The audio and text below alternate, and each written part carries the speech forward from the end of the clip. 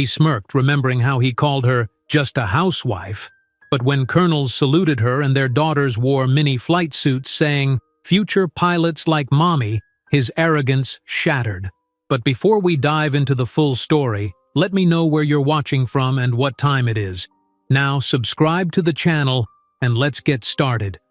Amara Johnson stared at her framed aerospace engineering diploma, running her fingers over the embossed lettering that spelled out her name. 3 years ago, it had hung proudly in her office at Northrop Grumman. Now it adorned the mahogany-paneled wall of her husband's home office, not as a testament to her accomplishments, but as what Michael called a sophisticated decorative touch for when his business associates visited. "It adds intellectual credibility to the space," he'd explained while positioning it between an abstract painting worth more than her former annual salary and a shelf of leather-bound classics she suspected he'd never read. From the penthouse window of their Upper East Side apartment, Manhattan sprawled beneath her like a glittering promise.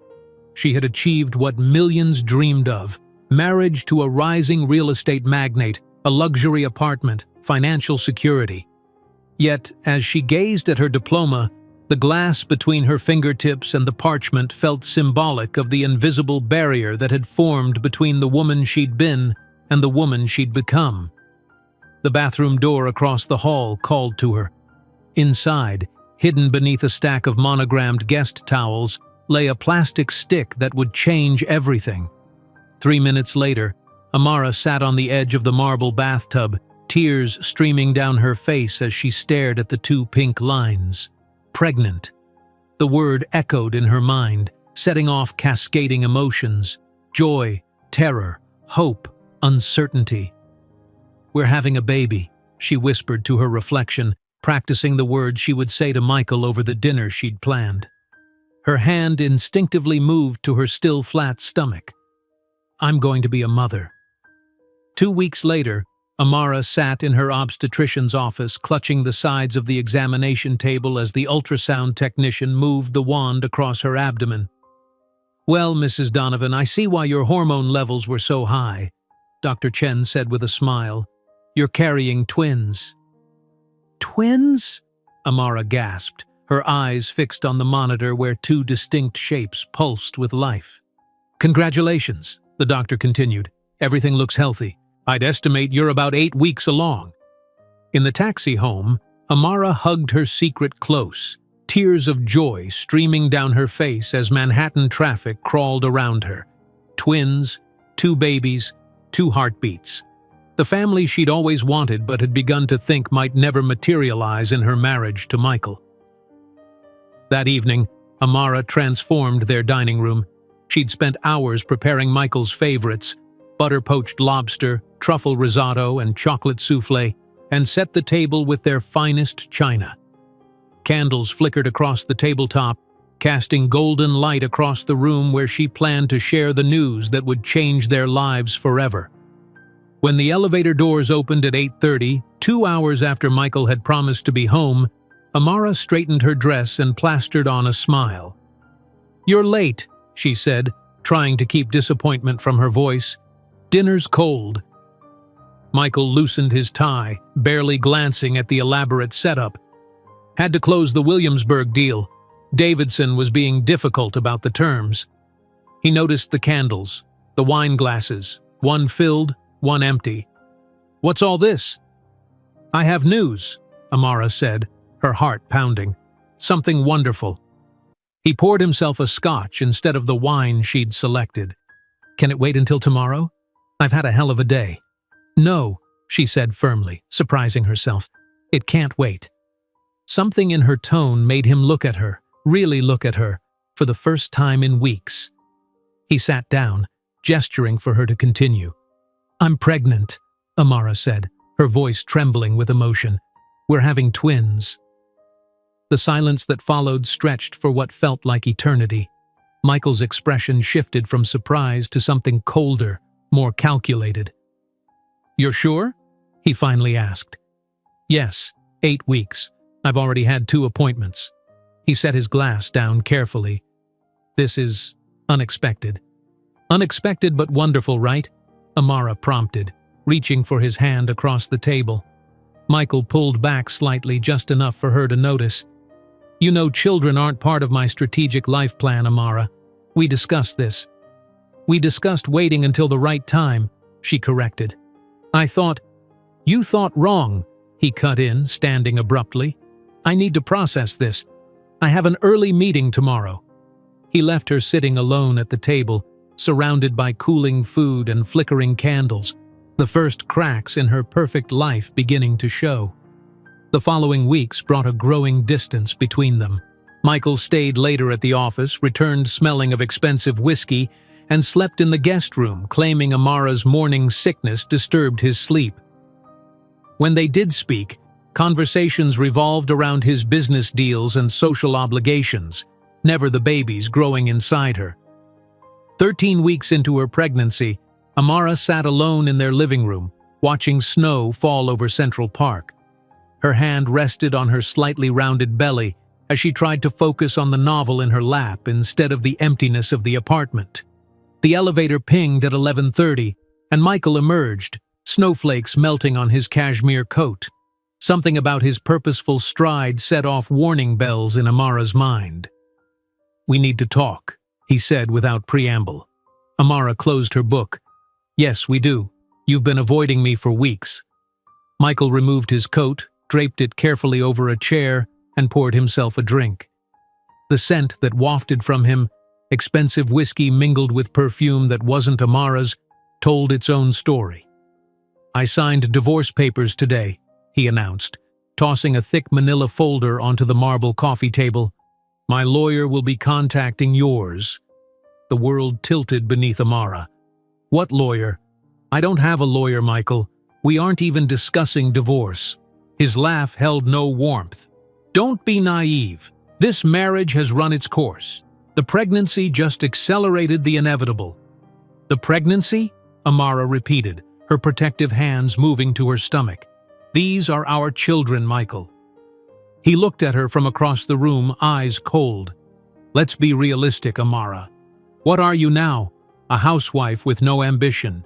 You walked away from a promising career to become what exactly? The decorative wife of an important man?" Each word landed like a physical blow. "I gave up my career because you said it would be temporary, that you needed me to focus on supporting your business socially." "And you believed that?" Michael shook his head. "The New York business world isn't ready for a CEO with a black wife and mixed-race children compromising my corporate image. My investors have certain expectations." The naked prejudice in his words left her breathless. "So this is about race? All this time, it's about practicality," he interrupted. "I'm building an empire. Children and a wife who doesn't enhance my position are liabilities." Amara stood, anger temporarily overriding shock. "These babies have rights. They deserve support." "Prove they're mine," Michael interrupted, his voice dripping with disdain. "And even if they are, it's better for them to grow up without a father than with one who resents their existence." He crossed to the bar, refilled his glass.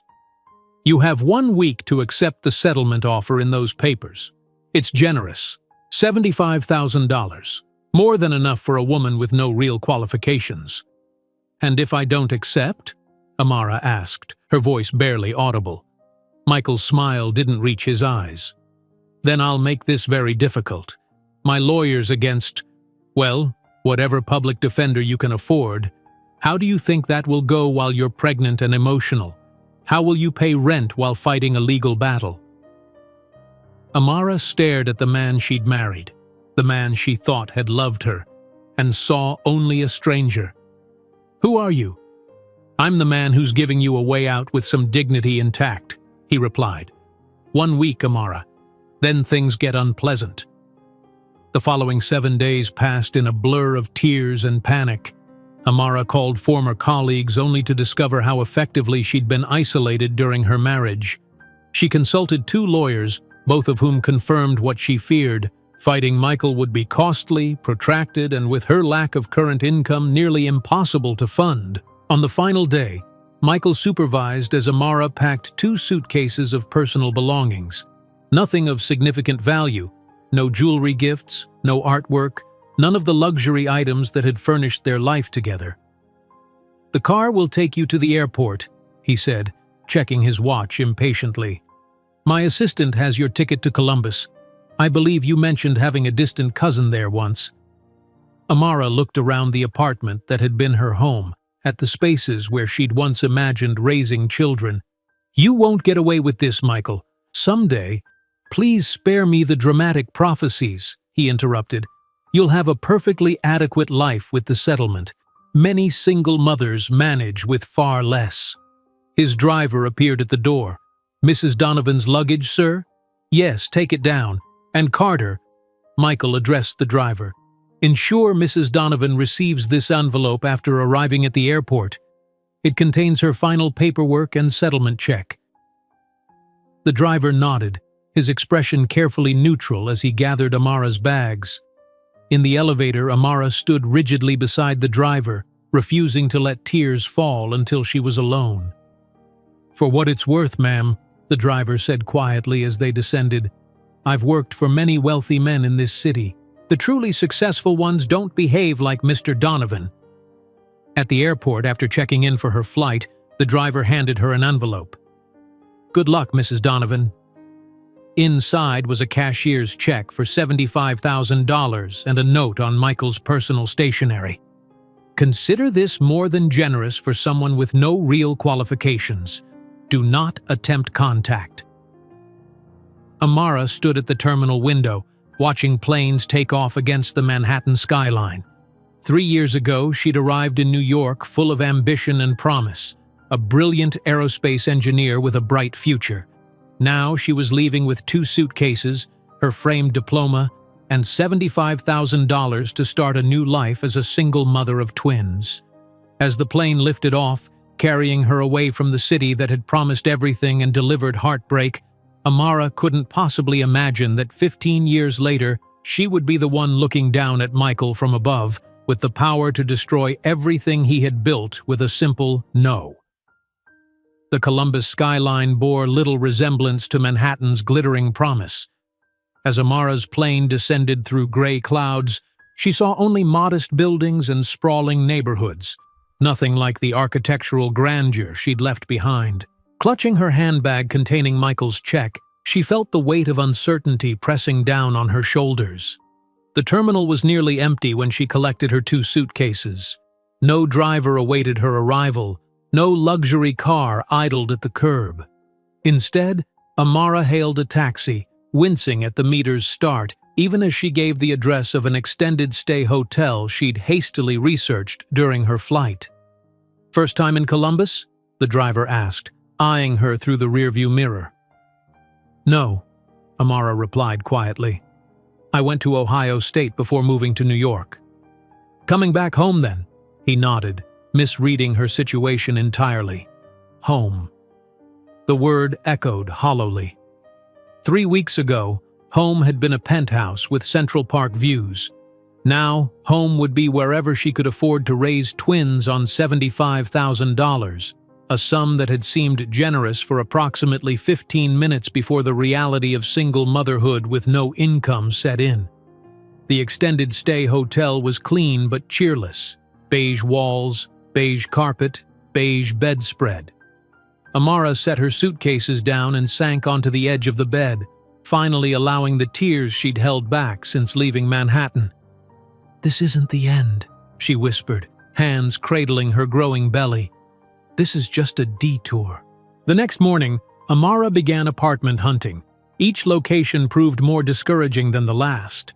The decent neighborhoods were far beyond her budget. The affordable ones made her question her children's safety. By the 5th showing, in a neighborhood with barred windows and graffiti-covered walls, Amara's realtor had grown visibly uncomfortable. "I should mention, Mrs. Donovan." "Ms. Johnson," Amara corrected firmly. "I'm returning to my maiden name." "Ms. Johnson," the realtor continued, "with your budget constraints and, your condition, you might consider looking further from the city center." Her condition. Amara ran a protective hand over her 5-month belly. "I need to be near public transportation. I'll be job hunting immediately." The realtor's expression betrayed her doubt. "Of course." The sixth property was a small one-bedroom apartment in a run-down building with cracked linoleum and the faint smell of mildew seeping from the bathroom walls. But the rent was manageable, the location within walking distance of a bus stop, and the elderly landlady didn't ask too many questions. "I'll take it," Amara said, ignoring the realtor's raised eyebrows. The following day, Amara opened a basic checking account, deposited Michael's check, and began the process of rebuilding her life. Her first purchase was a used laptop. Her second, a printer to create resumes. Between searching job boards and making doctor's appointments for her high-risk twin pregnancy, she allowed herself precisely 1 hour daily to cry. "Consider this more than generous for someone with no real qualifications," Michael's note had read. She'd show him exactly how qualified she was. Her first interview came a week later, an entry-level position at a small engineering firm specializing in infrastructure projects. The receptionist's smile faded when Amara walked in, visibly pregnant. The interviewer, a man in his 50s, reviewed her resume with raised eyebrows. "This is quite impressive, Ms. Johnson. MIT, top of your class, 3 years at Northrop Grumman." He looked up, eyes dropping to her belly. "But there's a 3-year gap." "I was married," Amara explained.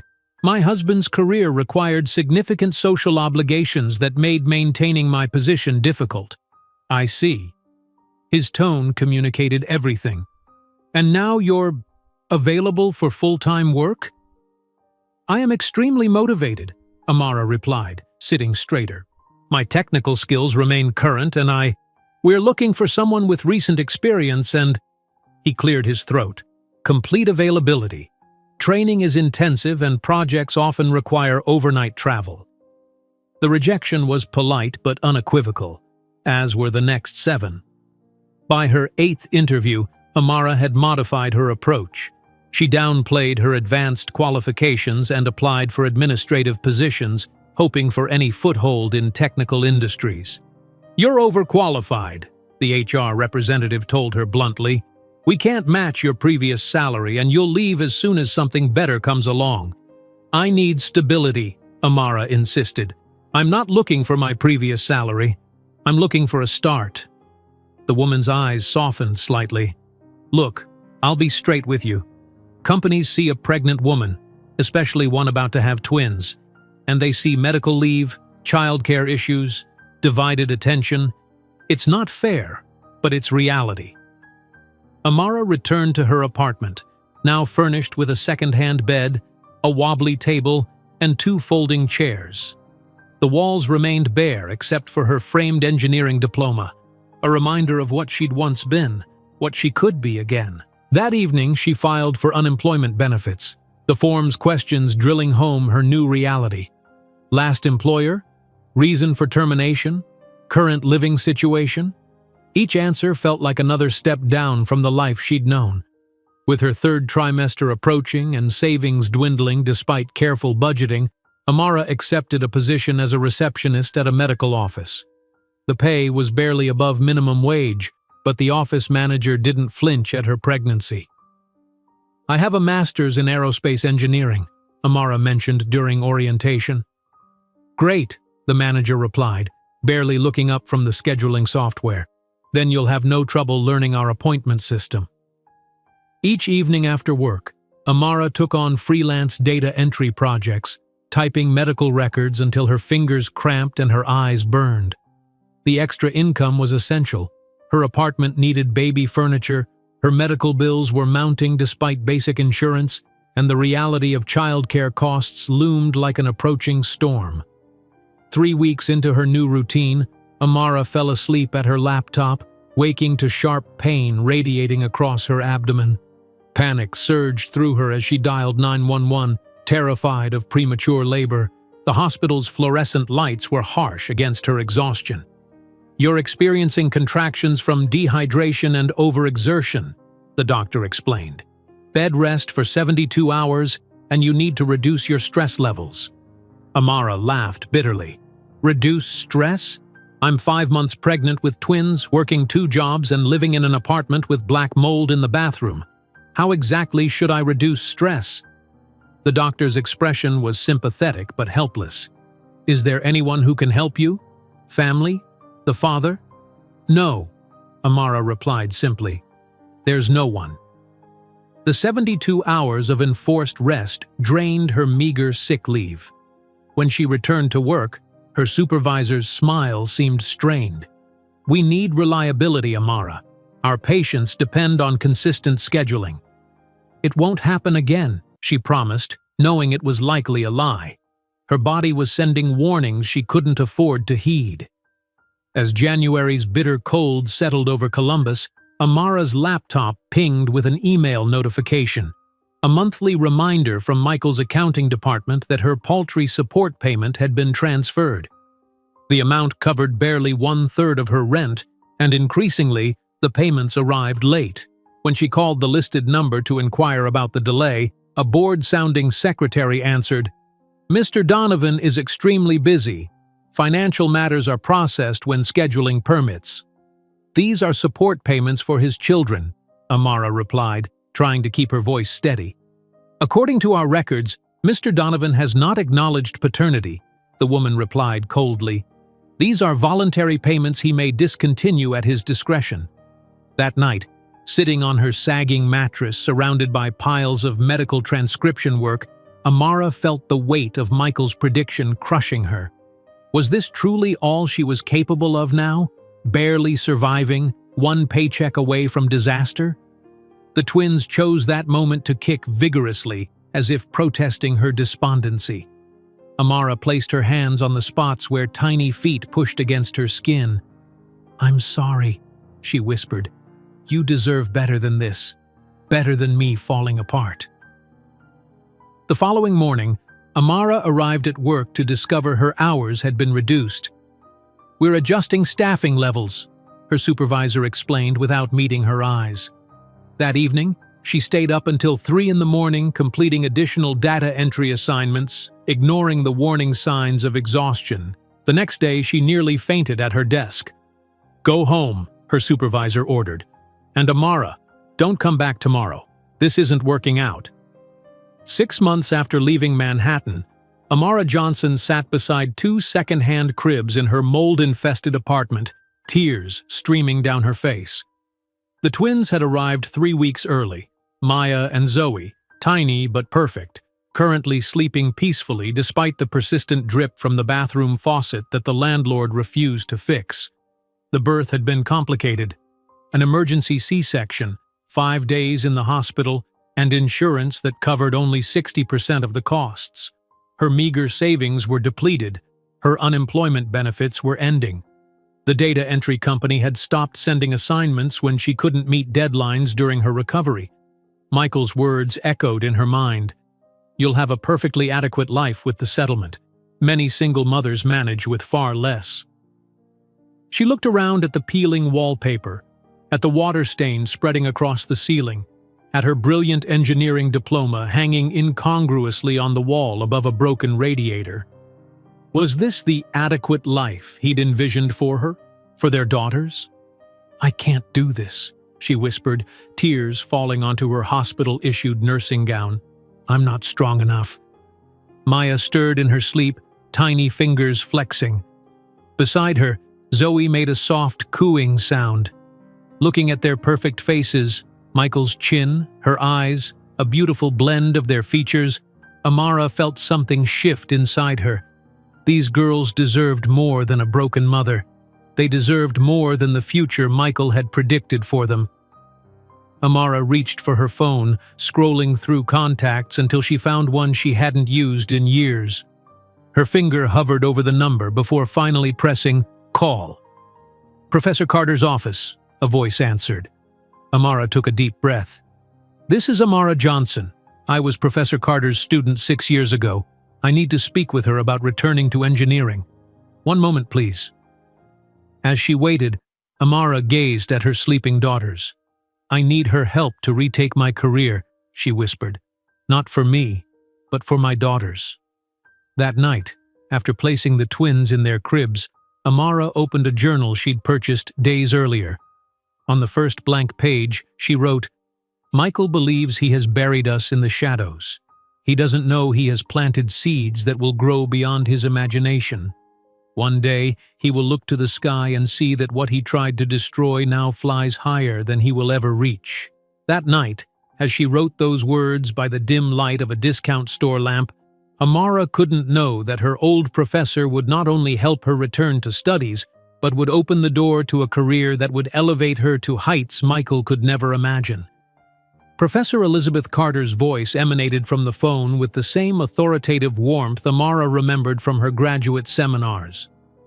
"Amara Johnson, it's been far too long. How are you?" 6 months ago, in her penthouse apartment, Amara might have offered a polite platitude. Now, sitting on her threadbare couch with 6-month-old twins finally asleep after hours of fussing, she couldn't summon the energy to pretend. "I'm struggling, Professor Carter. I need your help." The silence on the other end stretched just long enough for Amara to fear she'd made a mistake in calling. Then Professor Carter spoke again, her tone softer. "Tell me everything." Amara did. The words poured out. Her marriage to Michael, the gradual surrender of her career, the pregnancy, the cruel abandonment, the desperate months in Columbus. As she spoke, one of the twins, Zoe with her stronger lungs, began to whimper. "I'm sorry," Amara said, rising to check on her daughter. "They've been colicky all week." "Don't apologize," Professor Carter replied. "I raised twins myself. Hardest and best thing I've ever done." A pause. "Amara, I want you to listen carefully. You had the best potential of any student I've ever taught. Don't let one cruel man define your future." "But how can I possibly return to engineering now?" Amara asked, gently rocking Zoe while keeping an eye on Maya.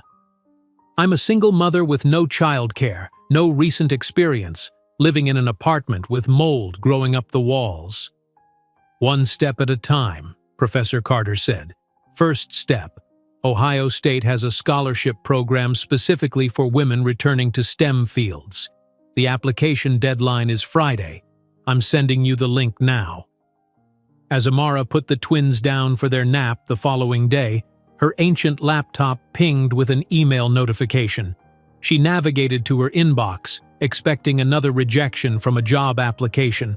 Instead, she found the scholarship information from Professor Carter, along with a personal note. "I've already spoken to the committee chair. They're expecting your application." That night, while the twins slept, Amara completed the application form, her fingers trembling slightly as she typed her qualifications. The gap in her resume loomed like an accusation, but Professor Carter had instructed her to frame it positively. Family obligations requiring temporary career pause. 3 weeks later, Amara stood at her mailbox, a crying Maya strapped to her chest while Zoe fussed in the stroller. Among the bills and advertisements sat a thick envelope bearing the Ohio State University logo. She tore it open with one hand, scanning the contents as her heart raced. "We are pleased to inform you that you have been selected for the Women in STEM Re-Entry Scholarship, covering full tuition and providing a stipend for educational expenses." Tears blurred the remaining words. Amara sank to her knees in the apartment lobby, clutching the letter to her chest as both twins began wailing in unison. "It's okay," she whispered, rocking them gently. "Everything's going to be okay now." The scholarship provided a lifeline, but practical challenges remained. The university's subsidized childcare had a waiting list, and classes would require her presence on campus for hours each day. Amara negotiated with her elderly neighbor, Mrs. Patel, who agreed to watch the twins during morning classes in exchange for Amara doing her grocery shopping and household repairs. On her first day back in a classroom, Amara arrived breathless and exhausted. She'd been up since 4 that morning, nursing the twins, preparing bottles, organizing diaper bags, and dropping them with Mrs. Patel before catching the bus to campus. Professor Williams, teaching advanced propulsion systems, paused mid-sentence as Amara slipped into a back row seat. "We have a new addition. Your name?" "Amara Johnson," she replied, feeling every eye in the room turn toward her. The only black woman, the only student over 25, clearly sleep-deprived in clothes that had seen better days. "Johnson," the professor repeated, consulting his roster. "MIT graduate, formerly with Northrop Grumman?" At Amara's nod, he continued, "Perhaps you can help illuminate our discussion on adaptive cycle engines. The equation on the board, is it correctly formulated for supersonic applications?" Amara studied the complex formula, her mind clicking into familiar patterns despite years away from this material. "No, sir. For supersonic applications, you'd need to adjust the compression ratio and account for variable exhaust nozzle geometry." She rose, approached the board, and corrected the equation with quick, confident strokes. When she finished, the room had fallen completely silent. Professor Williams examined her work, then nodded slowly. "Exemplary, Ms. Johnson. Class, this is the level of understanding I expect by semester's end." As Amara returned to her seat, she caught whispers. Who is she? Did she just correct Williams? He never lets anyone touch his equations. That evening, after collecting the twins and settling into her nightly routine of feeding, bathing, and studying while they slept, Amara experienced something she hadn't felt in years: intellectual satisfaction. Her mind felt alive again, engaged with complex problems rather than just surviving the next hour. She taped her first perfect quiz score to the refrigerator door. "For my girls," she whispered to the sleeping infants, "so you know it's never too late." The weeks fell into a grueling pattern. Awake at 4, caring for the twins until Mrs. Patel arrived, classes until early afternoon, picking up the twins, studying during their naps, more childcare, then studying again from 9 until midnight or later. 4 hours of sleep became her norm, interrupted by feeding schedules and nightmares about falling behind.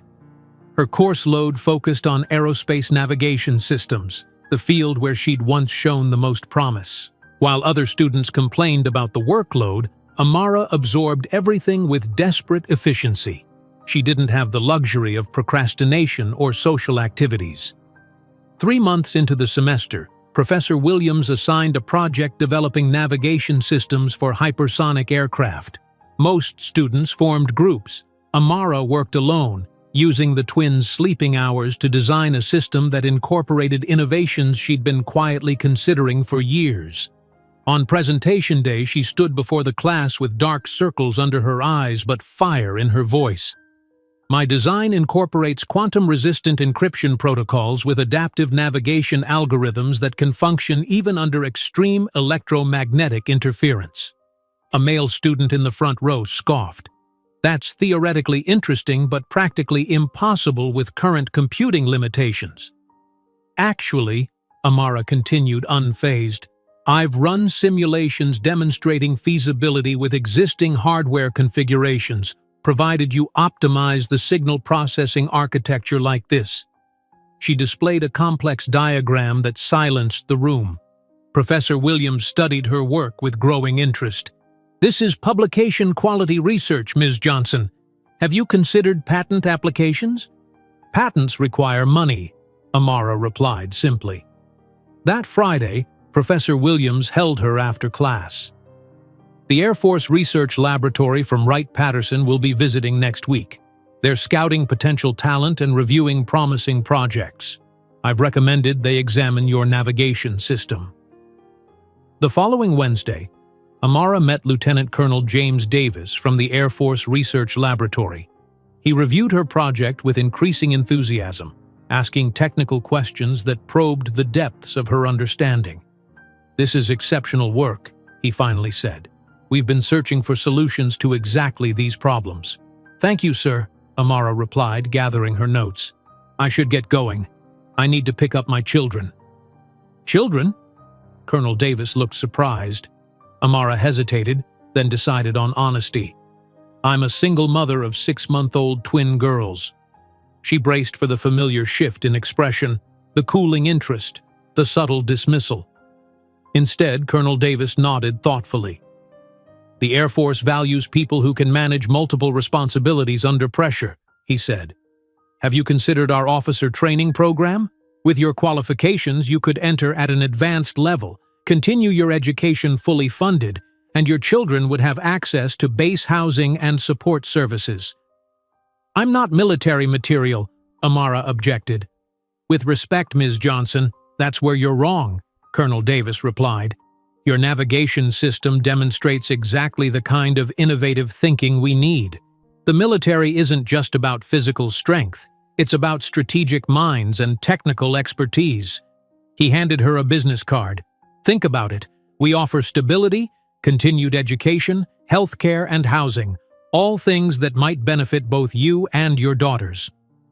That night, as the twins slept in their cribs, Amara called Professor Carter again. "The Air Force?" Professor Carter mused. "It's not the path I would have predicted for you, but it makes sense. They'll value your expertise, provide structure, and solve your most immediate problems. But military life, moving around, deployments— Yes, there are challenges," Professor Carter acknowledged. "But you can serve your country and build a solid future for your daughters simultaneously. And frankly, Amara, they'd be lucky to have you." Amara ended the call and sat beside the twins' cribs, watching their peaceful faces. Maya's tiny hand was flung dramatically over her head. Zoe sucked her thumb in her sleep. They deserved more than an apartment with mold creeping up the walls, more than a mother perpetually exhausted, barely keeping her head above water. She opened her laptop and searched for images of Air Force bases, base housing, military childcare facilities. The pictures showed neat homes, well-equipped daycare centers, communities of families supporting each other. Michael's words echoed in her mind. "You're just a housewife with no ambition." How would he react if he could see her now, considering military service, excelling in advanced engineering courses, raising their daughters alone? The next morning, Amara called Colonel Davis. "I'd like to learn more about the officer training program," she said, her voice steadier than she'd expected. "When can we meet?" 2 days later, she sat in his office at Wright-Patterson Air Force Base, absorbing information about the commitment she was considering. The terms were clear. In exchange for her education and expertise, she would commit to 8 years of service. In return, she would receive officers' training, continued education in her field, housing, healthcare, and childcare assistance. "This isn't a decision to make lightly," Colonel Davis cautioned. "Military service requires discipline, sacrifice, and commitment."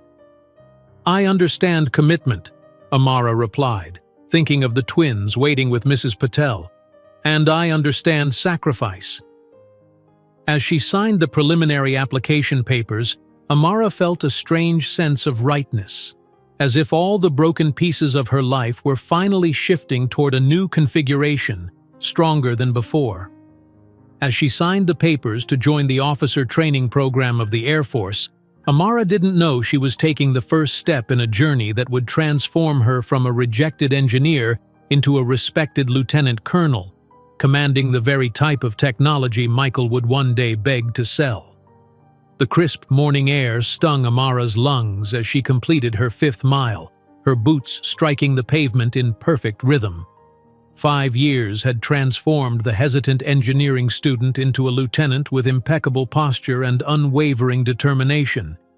As dawn broke over Wright-Patterson Air Force Base, she quickened her pace for the final stretch, her breath forming small clouds in the April chill. Back at her modest but well-maintained base housing unit, she unlocked the door quietly, knowing the twins would still be asleep. At 5 years old, Maya and Zoe had adapted to military life with remarkable ease, their natural intelligence flourishing in the structured environment. "Morning, Lieutenant," whispered Mrs. Rodriguez, their neighbor who stayed overnight when Amara had early training. The girls were angels. They insisted on laying out their uniforms before bed. Amara smiled, picturing the scene. They're taking this military life more seriously than some of my subordinates." After a quick shower, Amara moved to the twins' bedroom. True to Mrs. Rodriguez's report, 2 perfectly arranged miniature flight jackets, Christmas gifts from her squadron, lay at the foot of each bed. The Air Force patches, sewn on by Amara herself, displayed the proud slogan, "Future pilots like Mommy." "Rise and shine, cadets," Amara called softly. "Mission briefing in 15 minutes." Maya stirred first, her analytical eyes opening immediately to full alertness, a trait she'd shown since infancy. "Is it 0600 already, Mom?" Zoe groaned dramatically, burying her head beneath her pillow. 5 more minutes for system reboot." This morning ritual, Amara calling them to attention, Maya responding with military precision, Zoe negotiating for more sleep with technical terminology, had evolved naturally over the years. What had begun as a game to make military life comprehensible to toddlers had become their unique family culture. Breakfast was efficient, but warm. Amara watched as Maya methodically arranged her cereal pieces in complex patterns before eating them. "That's multiplication, Mom," Maya explained, pointing to her arrangement. 7 groups of 3, 21 total. At the other end of the table, Zoe had dismantled her spoon, examining the mechanism where the handle joined the bowl. "This connection could be stronger with a different alloy," she observed casually. Amara marveled at her daughter's divergent yet equally remarkable minds. While her classmates' kindergartners were learning basic addition, Maya had intuitively grasped multiplication, and Zoe's mechanical intuition continued to astonish everyone from babysitters to base engineers. "Remember, you're meeting Colonel Williams after school today," Amara reminded them as she helped them into their jackets. "He wants to see your science project." "Will we get to see the planes?" Zoe asked eagerly. "If you're both good and listen to your teachers," Amara promised, knowing how much they loved visiting the hangars. After dropping the twins at the base's primary school, Amara headed to her laboratory.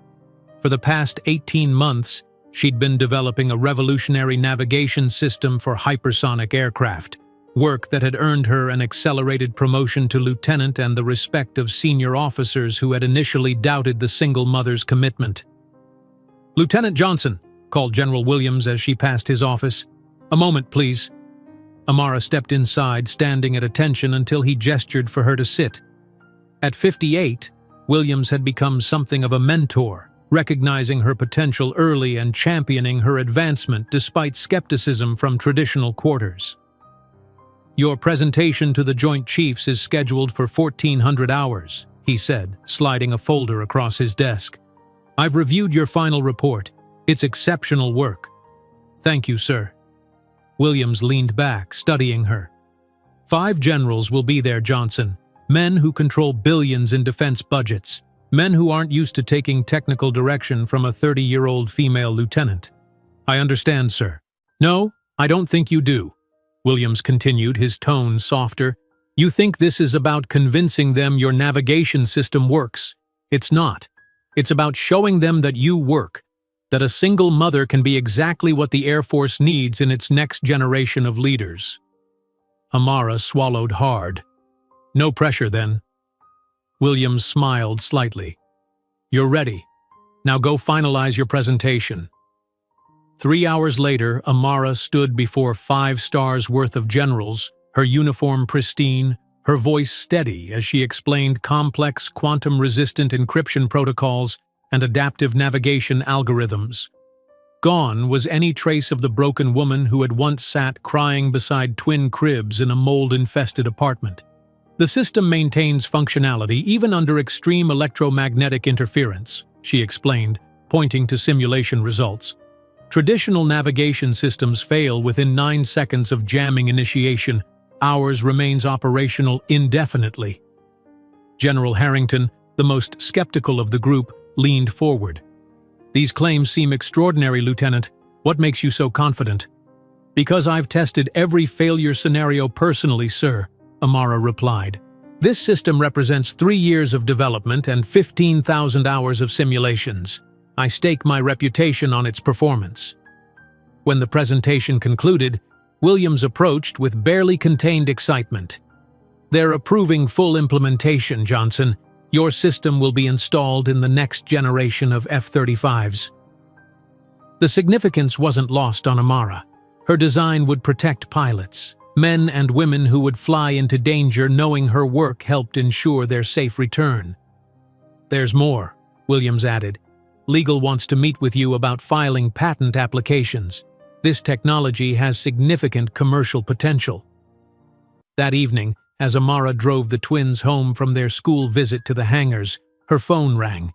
The caller ID displayed a Manhattan area code she recognized immediately.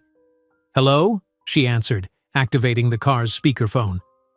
"Ms. Johnson, this is Patricia Adams from Donovan Enterprises," came a clipped voice. "I'm calling regarding the monthly support payment." Amara checked the rearview mirror to ensure the twins were distracted before responding. "Let me guess. It will be late again." "Mr. Donovan has been extremely busy with the Williamsburg development," the woman replied defensively. "The payment will be processed next week." "That's 2 weeks late," Amara noted calmly. Again, Mr. Donovan's generosity should be appreciated considering the circumstances. Amara glanced again at her daughters, Michael's daughters, happily comparing drawings of aircraft they'd seen. The generosity Patricia referenced amounted to less than what Michael likely spent on lunch meetings in a month. "Please remind Mr. Donovan that his obligations don't fluctuate with his schedule," Amara said evenly. "Goodbye, Ms. Adams." As she ended the call, Maya looked up from her drawing. "Who was that, Mom?" "Just work," Amara replied, forcing a smile. "What did you think of the F-22s today?" Later that night, after tucking the twins into bed, Amara sat at her kitchen table reviewing the patent application documents General Williams had given her. The technical language was familiar, but the potential implications were staggering.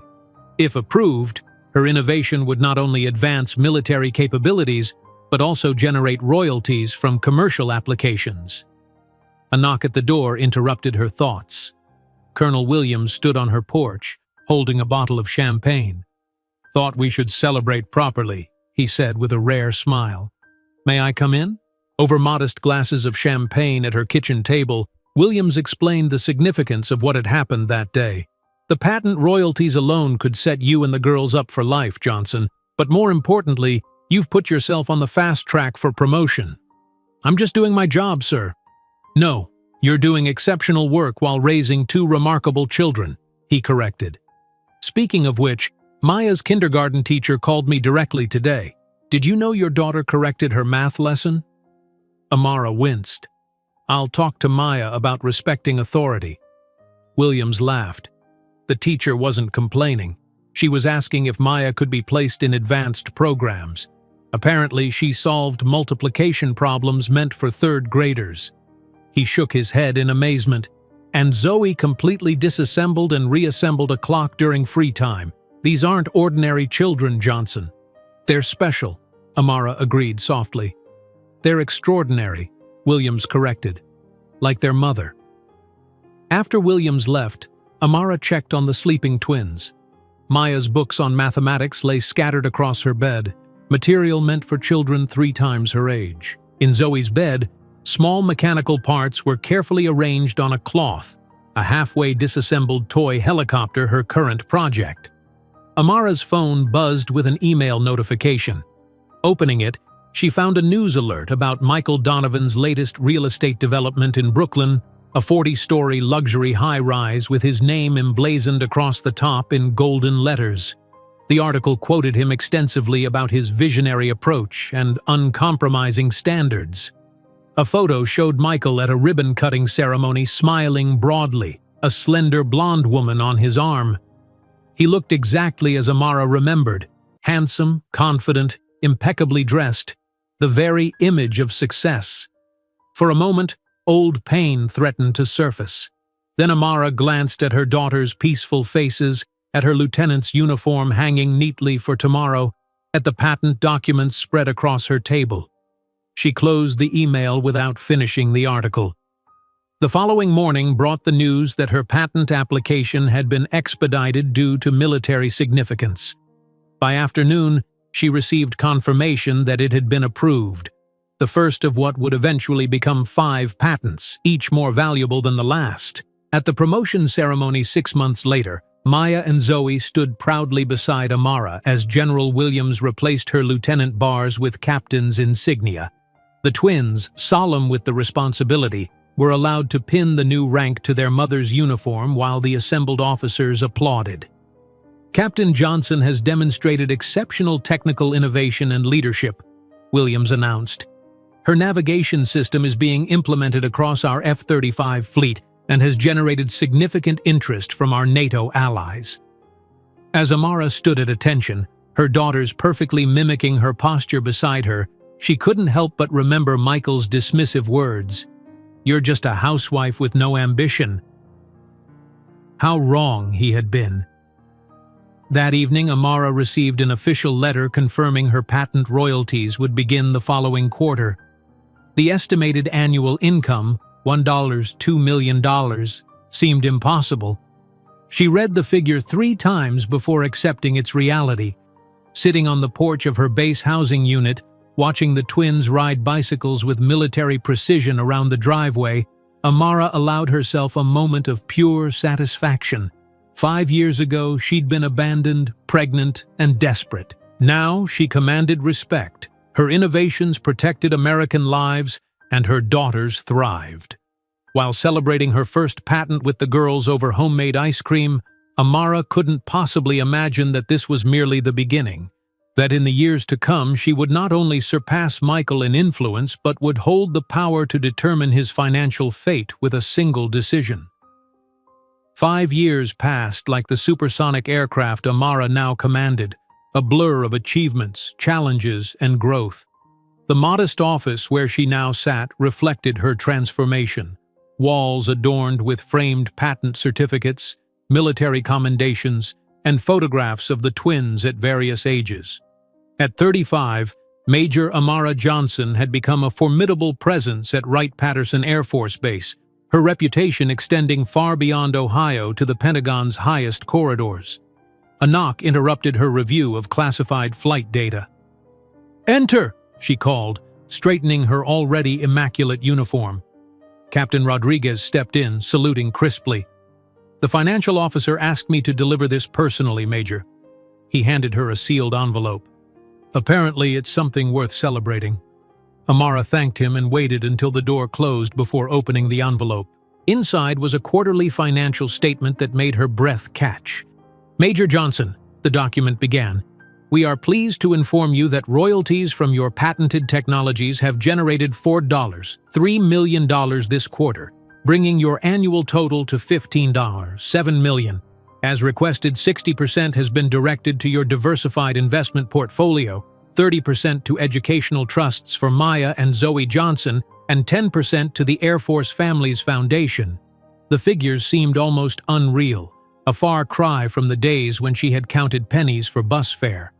Amara stored the statement in her secure drawer and checked her watch. The National Science Competition Awards ceremony would begin in 40 minutes, and she had promised the twins she wouldn't miss a minute. The base auditorium buzzed with excitement as parents, teachers, and distinguished scientists gathered for the competition finals. At 10 years old, Maya and Zoe Johnson stood out not just for being the youngest finalists in the competition's history, but for the confidence with which they addressed the panel of university professors. "Our project explores the theoretical application of non-Euclidean geometry to quantum computing architectures," Maya explained, her voice clear and steady as she indicated complex mathematical formulas that most adults in the room couldn't comprehend. Beside her, Zoe gestured toward a working model they had constructed. "We've built a physical representation that demonstrates how our theoretical framework translates to practical engineering solutions," she added, activating the device with practiced precision. From her seat in the front row, Amara watched with quiet pride as her daughters fielded questions that would challenge doctoral candidates. Maya's mathematical brilliance complemented Zoe's mechanical intuition perfectly. They were truly 2 halves of an extraordinary whole. The young lady's understanding of advanced theoretical constructs is unprecedented for their age, commented Dr. Harrison from MIT, leaning toward Amara. How do they access this level of education? They're largely self-taught, Amara replied. They read voraciously and ask questions constantly. I just make sure they have resources and encouragement. What she didn't mention was the countless hours she spent helping them explore complex concepts, the specialized tutors she arranged, or how she translated her own advanced engineering knowledge into terms they could grasp and build upon. After the twins were announced as first-place winners, a reporter approached Amara. Major Johnson, what's your secret? How do you manage being a military officer and raising child prodigies? Amara smiled politely but firmly. I'm not raising geniuses. I'm raising strong women who know their value. The rest follows naturally. Later that evening, as the twins excitedly recounted every moment of the competition during dinner, Amara's phone chimed with an email notification. She would have ignored it, but the sender's name caught her attention. Donovan Enterprises. Excuse me for one moment, girls, she said, stepping away from the table. The email contained a brief message and an attachment. Monthly support payment enclosed. Additionally, please find birthday greetings for the girls. Amara opened the attachment. Inside was the usual check, an amount that had once seemed substantial but now represented less than what she earned in interest each day, and a generic card signed, "Best Wishes, Michael Donovan." The card was dated for next month, missing the twins' actual birthday by 3 weeks. She slipped the phone back into her pocket without mentioning it to the girls. There was no need to introduce Michael's perfunctory gestures into their celebration. "Who was that, Mom?" Maya asked, her perceptive eyes missing nothing. "Just work," Amara replied, rejoining them at the table. "Now, tell me more about how Professor Kumar reacted to your quantum entanglement explanation." 3 days later, Amara stood at attention in the base commander's office as General Williams pinned the gold oak leaves of a major to her uniform. Major Johnson has distinguished herself not only through technical innovation, but through leadership that inspires all who serve with her, Williams announced to the assembled officers. Her navigation systems are now standard in our most advanced aircraft, and her tactical innovations have saved lives in 3 separate combat zones. As tradition dictated, Maya and Zoe were invited to participate in the ceremony, their young faces solemn with pride as they handed the new insignia to General Williams. At 10 years old, they carried themselves with remarkable poise, their matching Air Force blue dresses and precise posture drawing admiring glances from even the most seasoned officers. Additionally, Williams continued, I'm pleased to announce that Major Johnson will now head our Advanced Systems Integration Division, overseeing development of next-generation aerospace defense technologies. The promotion brought new responsibilities and privileges, including the opportunity to finally leave base housing. 3 weeks after the ceremony, Amara signed closing documents on a beautiful 4-bedroom home just outside Dayton, the first property she had ever purchased entirely with her own money. "This is really ours?" Zoe asked, running her hand along the solid oak banister of their new staircase. "We don't have to move if you get new orders?" "This is really ours," Amara confirmed. "No matter where my career takes us, this will always be our home base." Maya, ever the analytical one, had already investigated the house's technical specifications. The insulation rating is 30% above code, and the solar array generates sufficient power for 97% of anticipated usage, she reported approvingly. As the twins explored their new rooms, Amara stood in the spacious kitchen, remembering the mold-infested apartment where they had spent their first months.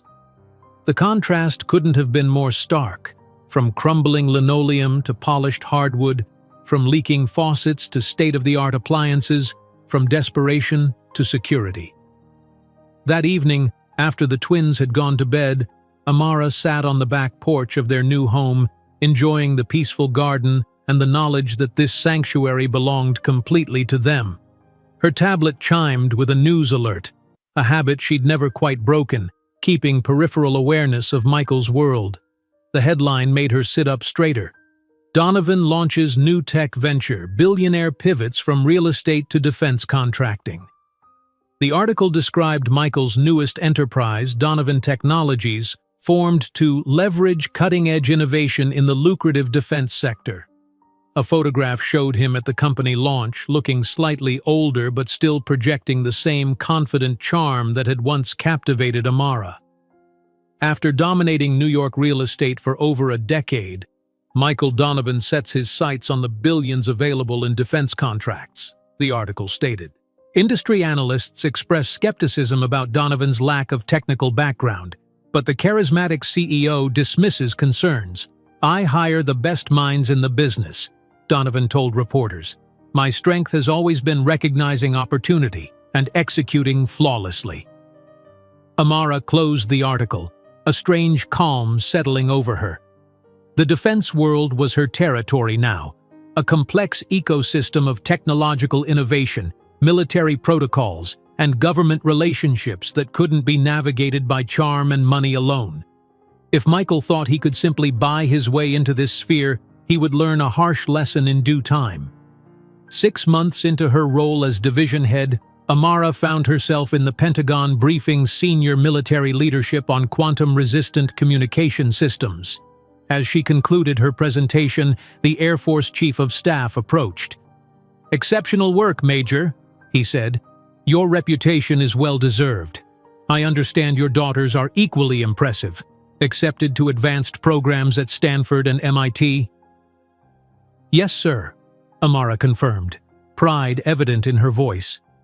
Maya has been invited to study theoretical mathematics at Stanford's accelerated program when she turns 13. Zoe has received a similar invitation from MIT's engineering department. "Remarkable," the general commented. "How do you manage it all, Johnson? Career, innovations, raising exceptional children?" Amara considered the question carefully. "I had excellent examples of what not to do, sir," she finally replied. "And I learned that with the right support systems, determination can overcome almost any obstacle." As summer approached, bringing with it the twins' 11th birthday, Amara arranged a special celebration. Rather than a traditional party, she organized a private tour of NASA's Glenn Research Center, where Maya and Zoe could interact with leading scientists and engineers. During the tour, Zoe became fascinated with a prototype propulsion system under development. The thermal exchange coefficient could be improved by modifying the intake geometry, she observed casually to the lead engineer, who initially smiled indulgently, until she elaborated with a detailed explanation that made him call over 3 colleagues to listen. Meanwhile, Maya engaged a theoretical physicist in a discussion about mathematical models for predicting wormhole stability, a conversation that soon attracted a small audience of astonished NASA scientists. "Your daughters are unprecedented," the center director told Amara, as they observed the twins animatedly discussing concepts with researchers 3 times their age. "We have a youth engagement program, but they're already beyond what we typically offer high school students." On the drive home, the twins chattered excitedly about everything they'd learned.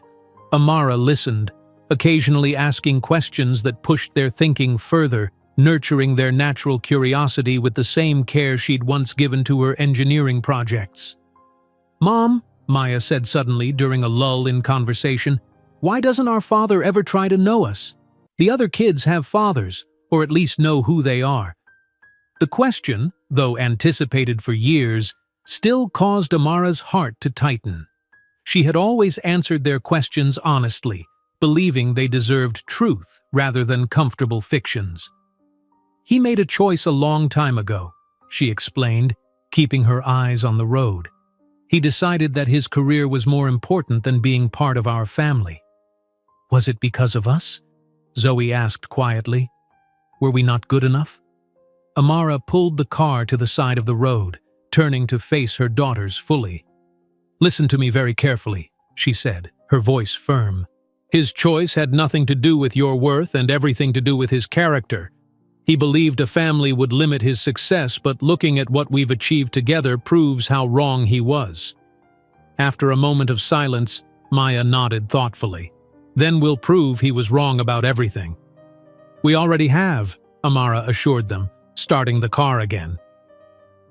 The following week, Amara received an official communication from the Pentagon requesting her evaluation of upcoming defense contract proposals. Among the companies listed was Donovan Technologies, scheduled for review in approximately 4 years.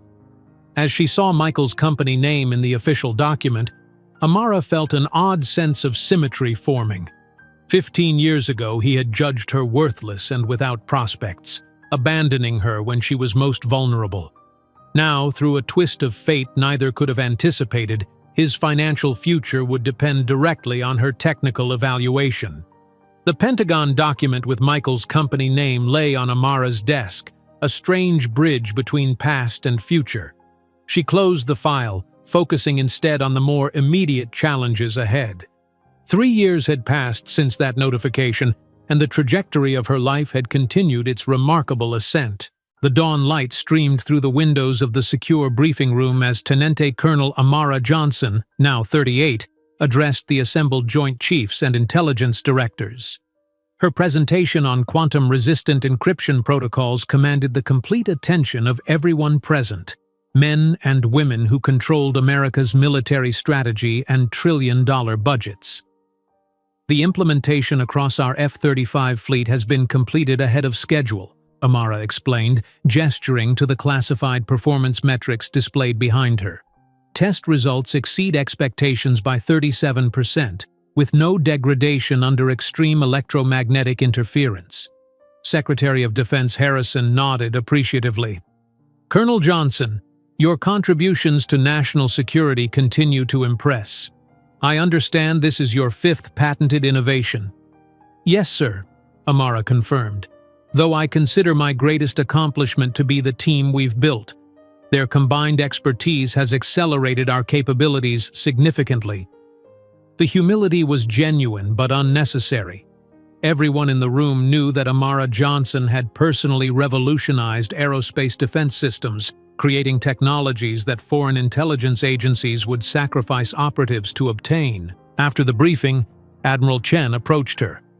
The President mentioned your name in our security briefing yesterday, Colonel. Your reputation has reached the Oval Office.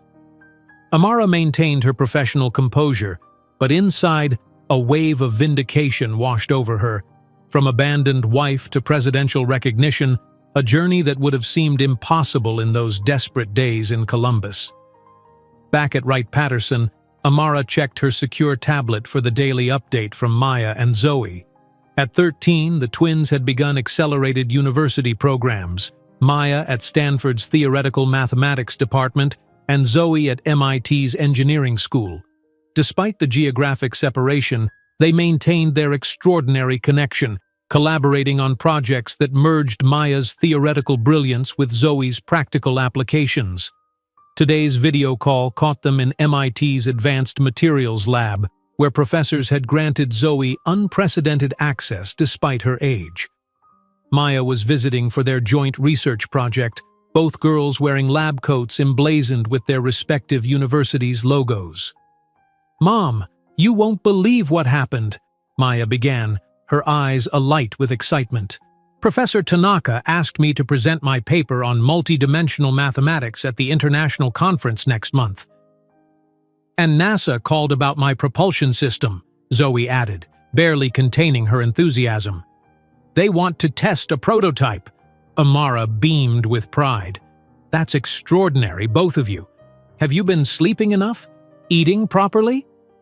The twins exchanged the universal teenage eye roll that transcended even their genius-level intellects. "Yes, Mom," they chorused. "I'm serious," Amara insisted. "Brilliant minds need proper nutrition and rest," says the woman who commandeered an 18-hour mission last week, Maya countered, her photographic memory recalling details from Amara's previous call. "That's different. I'm an adult." "Technically," Zoe interjected, "our prefrontal cortices are developing at an accelerated rate compared to our peers, suggesting, 'Eat your vegetables and get 8 hours of sleep,'" Amara interrupted, smiling despite herself. "I love you both." We'll talk tomorrow." After ending the call, Amara leaned back in her chair, savoring the moment. Her daughters were thriving, not just academically, but emotionally. Their confidence and self-assurance stood in stark contrast to the insecurities Michael had tried to instill by abandoning them before birth. Her reflections were interrupted by a knock at her office door. General Williams entered, now sporting 4 stars and the weathered face of a man who had guided America's aerospace strategy through increasingly complex global threats. "Got a minute, Johnson?" he asked, closing the door behind him. "Always, sir." Williams settled into the chair across from her desk. "The twins giving MIT and Stanford a run for their money?" "As usual," Amara confirmed with a smile. "Maya's presenting at the International Mathematics Conference next month." "Not surprising," Williams nodded. "I received a call from her quantum physics professor last week. Apparently she corrected his lecture on string theory vibration patterns." "She mentioned that," Amara winced. "I've spoken to her about respecting authority." Williams waved his hand dismissively. The professor wasn't complaining. He was recruiting her for a research position. He leaned forward, his expression growing serious. "But that's not why I'm here. The Donovan Technologies proposal has been submitted for preliminary review." Amara maintained her professional composure, though the name still triggered a complex mix of emotions. "I understand, sir. I'll recuse myself from the evaluation committee given the personal connection." "Actually," Williams countered, "the Pentagon specifically wants you as lead evaluator. Your expertise in navigation systems is unparalleled, and this contract is too important to assign to someone less qualified." "Sir, there's obvious potential for conflict of interest, which you'll document and manage appropriately," Williams replied firmly. "The Air Force needs your technical judgment, not your personal history. Besides, the initial evaluation isn't for another 6 months. The formal presentation is scheduled for next year." That evening, in the privacy of her home office, Amara reviewed Michael's company profile. Donovan Technologies had grown rapidly, acquiring smaller defense contractors and hiring respected engineers. The file included recent press photos showing Michael at industry conferences, still handsome at 52, though with streaks of gray at his temples and lines around his eyes that hadn't been there 15 years ago. What struck Amara most was his expression in these carefully staged photographs. Behind the practiced smile, she recognized something she'd seen daily in her mirror during those desperate months after he'd abandoned her: fear disguised as confidence. Financial reports confirmed her suspicion. Despite its aggressive expansion, Donovan Technologies was leveraged to dangerous levels. The $7 billion Air Force contract they were pursuing represented more than just growth opportunity. It was financial survival. "You never could resist overextending," Amara murmured to the image on her screen.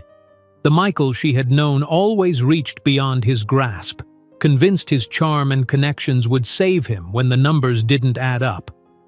2 months later, Amara landed her F-35 after leading a complex training mission. As she completed post-flight procedures, her second-in-command approached with obvious excitement. "Colonel, have you seen the news? Your daughter's project is trending worldwide."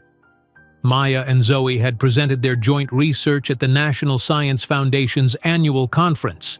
Maya's theoretical framework for quantum computing architecture paired with Zoe's breakthrough in superconducting materials. At 13, they had solved a problem that had stymied senior researchers for decades. "They've been offered a joint patent," her colleague continued. "The commercial applications are estimated in the billions."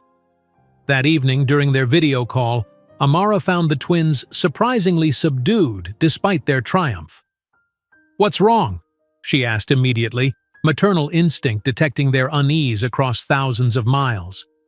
Maya and Zoe exchanged glances before Maya spoke. "We received a letter today, from Michael Donovan." Amara's breath caught. "What did it say?" "He congratulated us on our accomplishment and mentioned he's our biological father," Zoe explained, her expression unreadable. "He said he'd like to reconnect now that we're established in our fields. He included his business card, Maya added. It says he's CEO of Donovan Technologies. Amara carefully controlled her expression. How do you feel about this? Another twin exchange of glances, then Zoe shrugged. Honestly, nothing much. We looked him up online. He seems ordinary. Just another businessman taking credit for other people's innovations, Maya added with surprising sharpness. His company's technical publications are derivative at best, fundamentally flawed at worst. We don't need to respond, right? Zoe asked. Amara considered her answer carefully. That's entirely your choice. He is your biological father, but he chose not to be part of your lives. You owe him nothing. After a moment's silence, Maya nodded decisively. We'd rather focus on our NASA collaboration. The prototype testing is next week. The conversation shifted to their upcoming projects, but later that night, Amara stared at her ceiling, processing this unexpected development. Of course, Michael would reach out now, when the twins had achieved public recognition, when associating with them might benefit his company's image. The following month brought another milestone. Amara stood at attention as General Williams pinned the silver oak leaves of a lieutenant colonel to her uniform. Lieutenant Colonel Johnson exemplifies the best qualities of Air Force leadership, Williams announced to the assembled officers and distinguished guests. Her technical innovations have revolutionized aerospace defense systems, while her leadership has inspired a new generation of engineers and pilots. From the front row, Maya and Zoe watched with undisguised pride. At 13, they carried themselves with remarkable poise, their matching formal dresses and perfect posture drawing admiring glances from even the most seasoned officers. After the ceremony, a journalist approached Amara. Colonel Johnson, you've achieved extraordinary success in a male-dominated field while raising two prodigies as a single mother. What's your secret? Amara smiled politely but firmly. This isn't about me. It's about two young women who have worked incredibly hard to develop their natural gifts. My role has simply been to support their journey. Later that evening, as they celebrated at home with Amara's closest colleagues, General Williams raised his glass. To the extraordinary Johnson women, may the world continue to benefit from your combined brilliance. Zoe leaned toward her mother as conversations flowed around them. Mom, I've been analyzing Mr. Donovan's company patents. Their navigation system proposal has critical vulnerabilities in electromagnetic warfare scenarios. How would you know that? Amara asked, surprised. We may have accessed some publicly available technical documentation, Maya admitted. Their approach to quantum resistance is fundamentally flawed. It's actually dangerous. It would fail catastrophically under specific jamming conditions. Amara frowned. That's concerning, but we shouldn't be discussing classified evaluation criteria. It's not classified if we figured it out independently, Zoe countered with impeccable teenage logic. Besides, you're always saying that systems protecting pilots should meet the highest standards. The conversation was interrupted by Amara's secure phone. The Pentagon was calling with notification of her next assignment. She would oversee final technical evaluation for the next generation of defensive systems, including the contract Donovan Technologies was pursuing. As she ended the call, an email notification appeared from an unfamiliar address. Opening it, she found a message from Michael himself. Amara, I understand congratulations are in order on your promotion. I've been following your career with interest. Perhaps we could meet informally before the formal evaluation process begins for the navigation systems contract. There's much to discuss after all these years. Michael. Amara deleted the email without responding. Michael's approach was predictable, attempting to leverage their past connection for business advantage, just as he'd reached out to the twins only after their public recognition. That night, after the celebration ended and the twins had retired to their rooms, Amara sat on her back porch, contemplating the strange symmetry of life. 15 years ago, Michael had dismissed her as just a housewife without ambition, while abandoning his unborn daughters as burdens. Now she commanded an elite squadron, directed cutting-edge aerospace research, and held patents worth millions. Her daughters, the burdens he had rejected, were already changing the scientific landscape with their brilliance. And in the ultimate irony, his financial salvation now depended entirely on her professional judgment of his company's technical capabilities. As she saw Michael's company name in the evaluation schedule, Amara felt a strange calm. 15 years ago, he had judged her worthless and without prospects, abandoning her when she was most vulnerable. Now, through a twist of fate neither could have anticipated, his financial future would depend directly on her technical evaluation. The manila folder containing the detailed proposals from 5 defense contractors felt weightier than its physical mass as Lieutenant Colonel Amara Johnson placed it on her desk. Outside her office window at Wright-Patterson Air Force Base, the early spring sun illuminated the runway where her squadron of F-35s would begin training exercises in precisely 2 hours. The date, March 15, 2024, had been circled on her calendar for months. Tomorrow, Donovan Technologies would present their proposal for the navigation systems contract that could save or sink the company.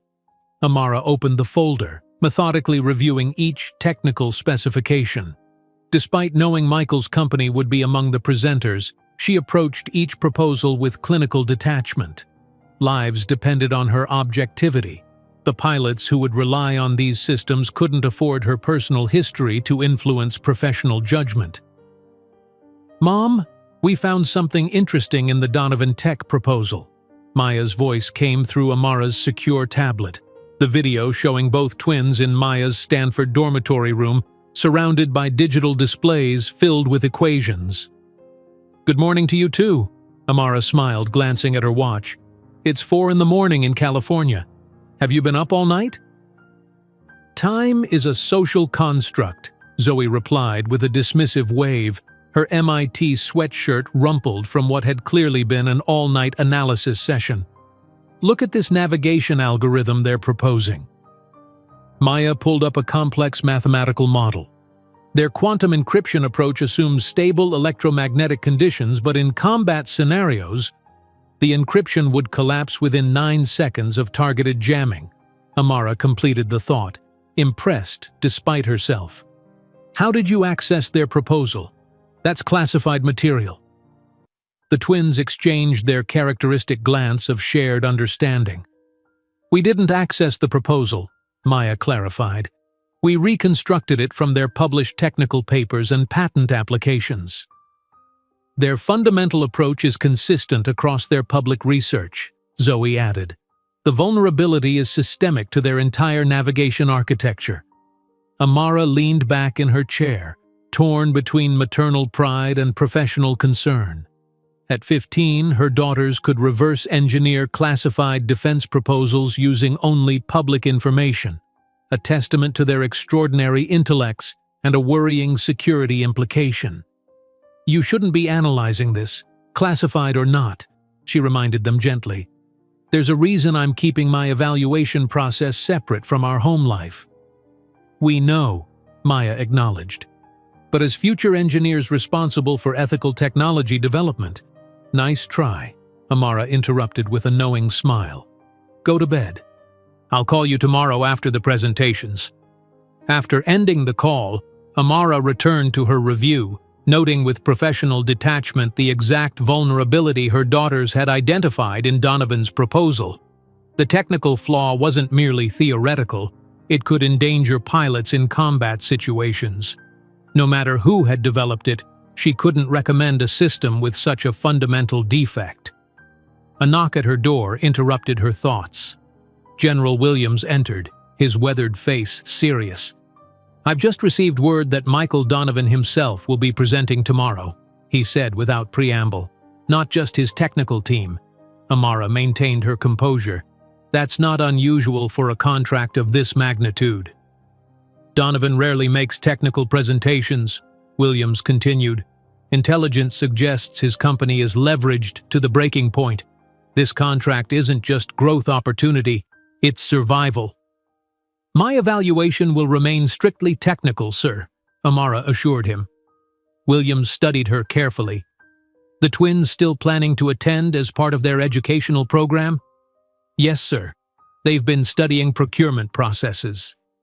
Be prepared for potential recognition, Williams warned. Donovan may not know you're the evaluator until tomorrow. After Williams departed, Amara continued her methodical review, making detailed notes on each proposal's strengths and weaknesses. Around noon, she closed the folder and changed into her flight suit. Leading her squadron through combat scenarios would clear her mind before tomorrow's presentation. In the cockpit of her F-35, soaring at 30,000 feet, Amara found the clarity she sought. Here, executing complex maneuvers while monitoring multiple systems, there was no space for personal history, only performance, precision, and protection of her team. "Lightning Squadron, execute Formation Delta," she commanded, watching as her pilots seamlessly transitioned into the challenging defensive pattern she'd designed. 2 hours later, after debriefing her squadron, Amara returned to her office to find an unexpected email from Maya and Zoe. "Mom, we've been analyzing the psychological implications of tomorrow's meeting.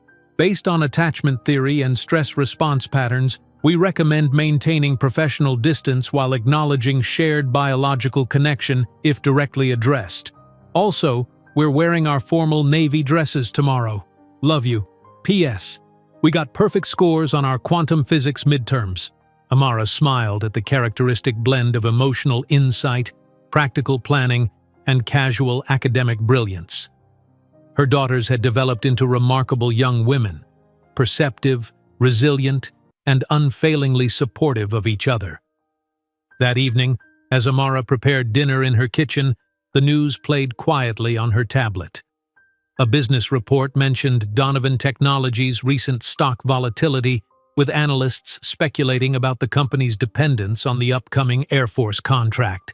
CEO Michael Donovan dismissed concerns at today's shareholders' meeting, the reporter stated.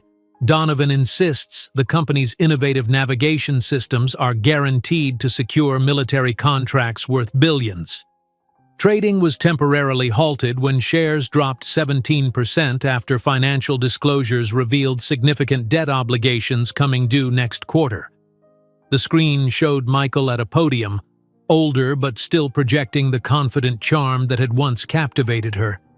Yet Amara noticed what others might miss: the slight tightness around his eyes, the barely perceptible tension in his shoulders.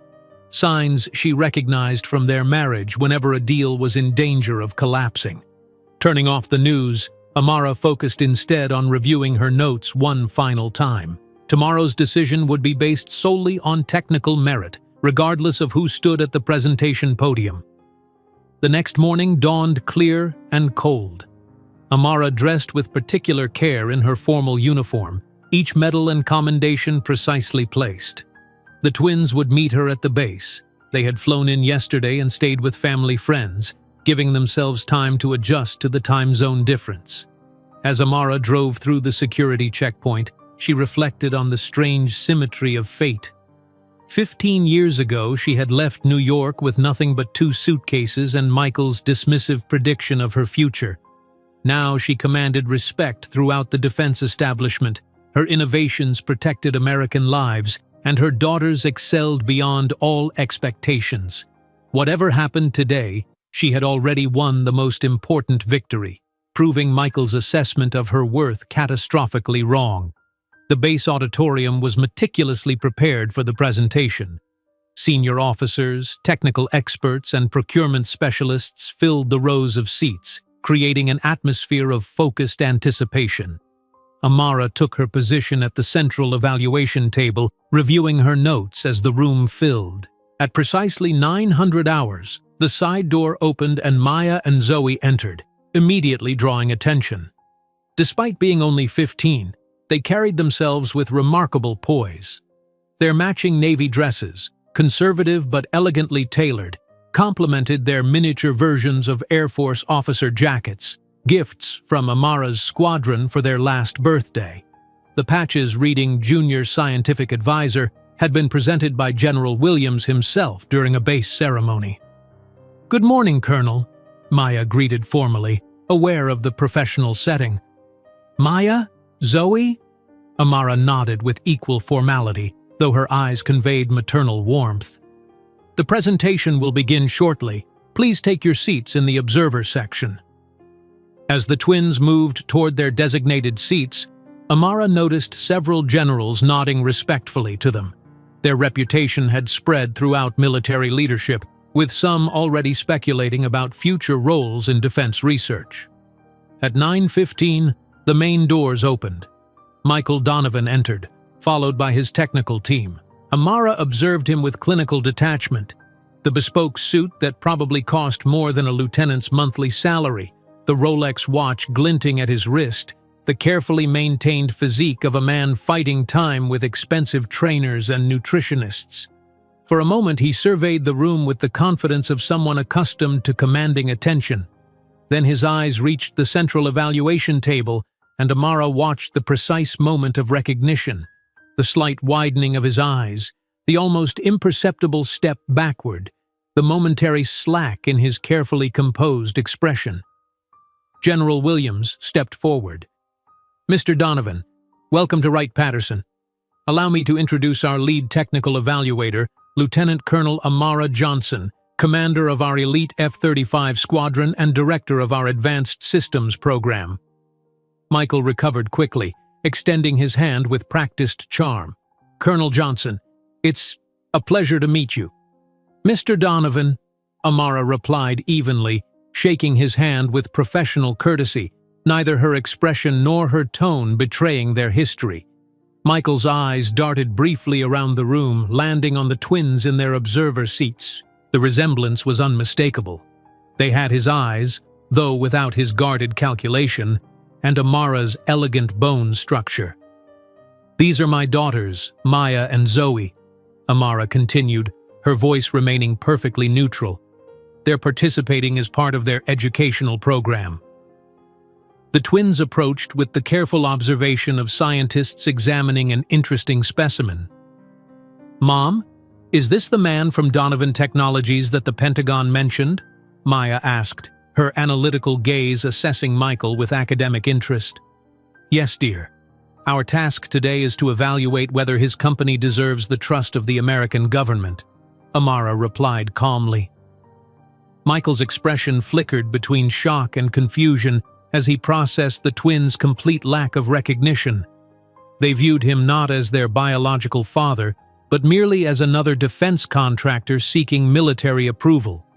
"Shall we begin?"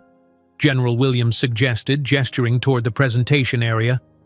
As Michael moved to the podium, visibly struggling to regain his composure, Amara opened her evaluation notebook with methodical precision.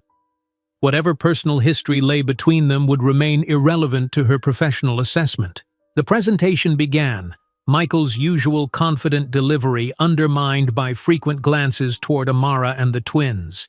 His technical team demonstrated increasingly obvious nervousness as they navigated through slides and specifications.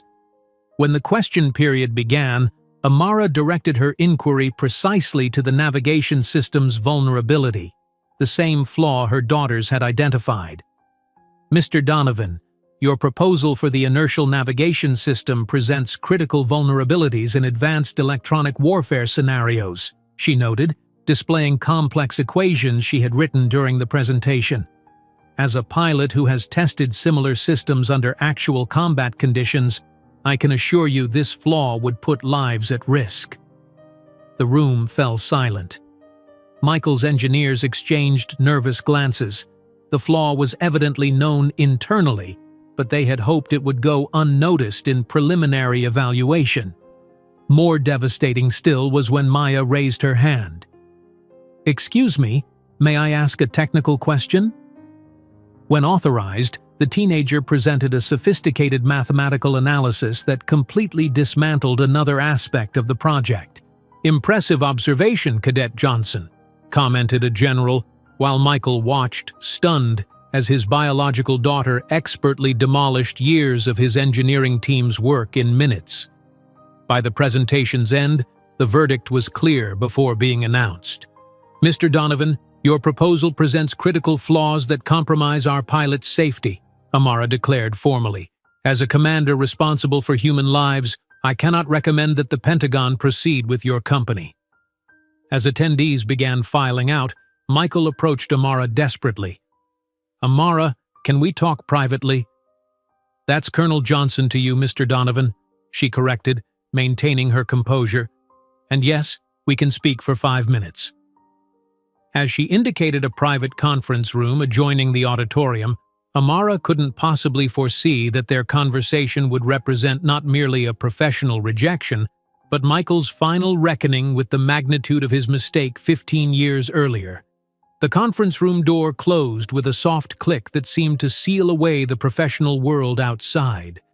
For the first time in 15 years, Amara and Michael stood alone together, the reality of their shared history suddenly inescapable.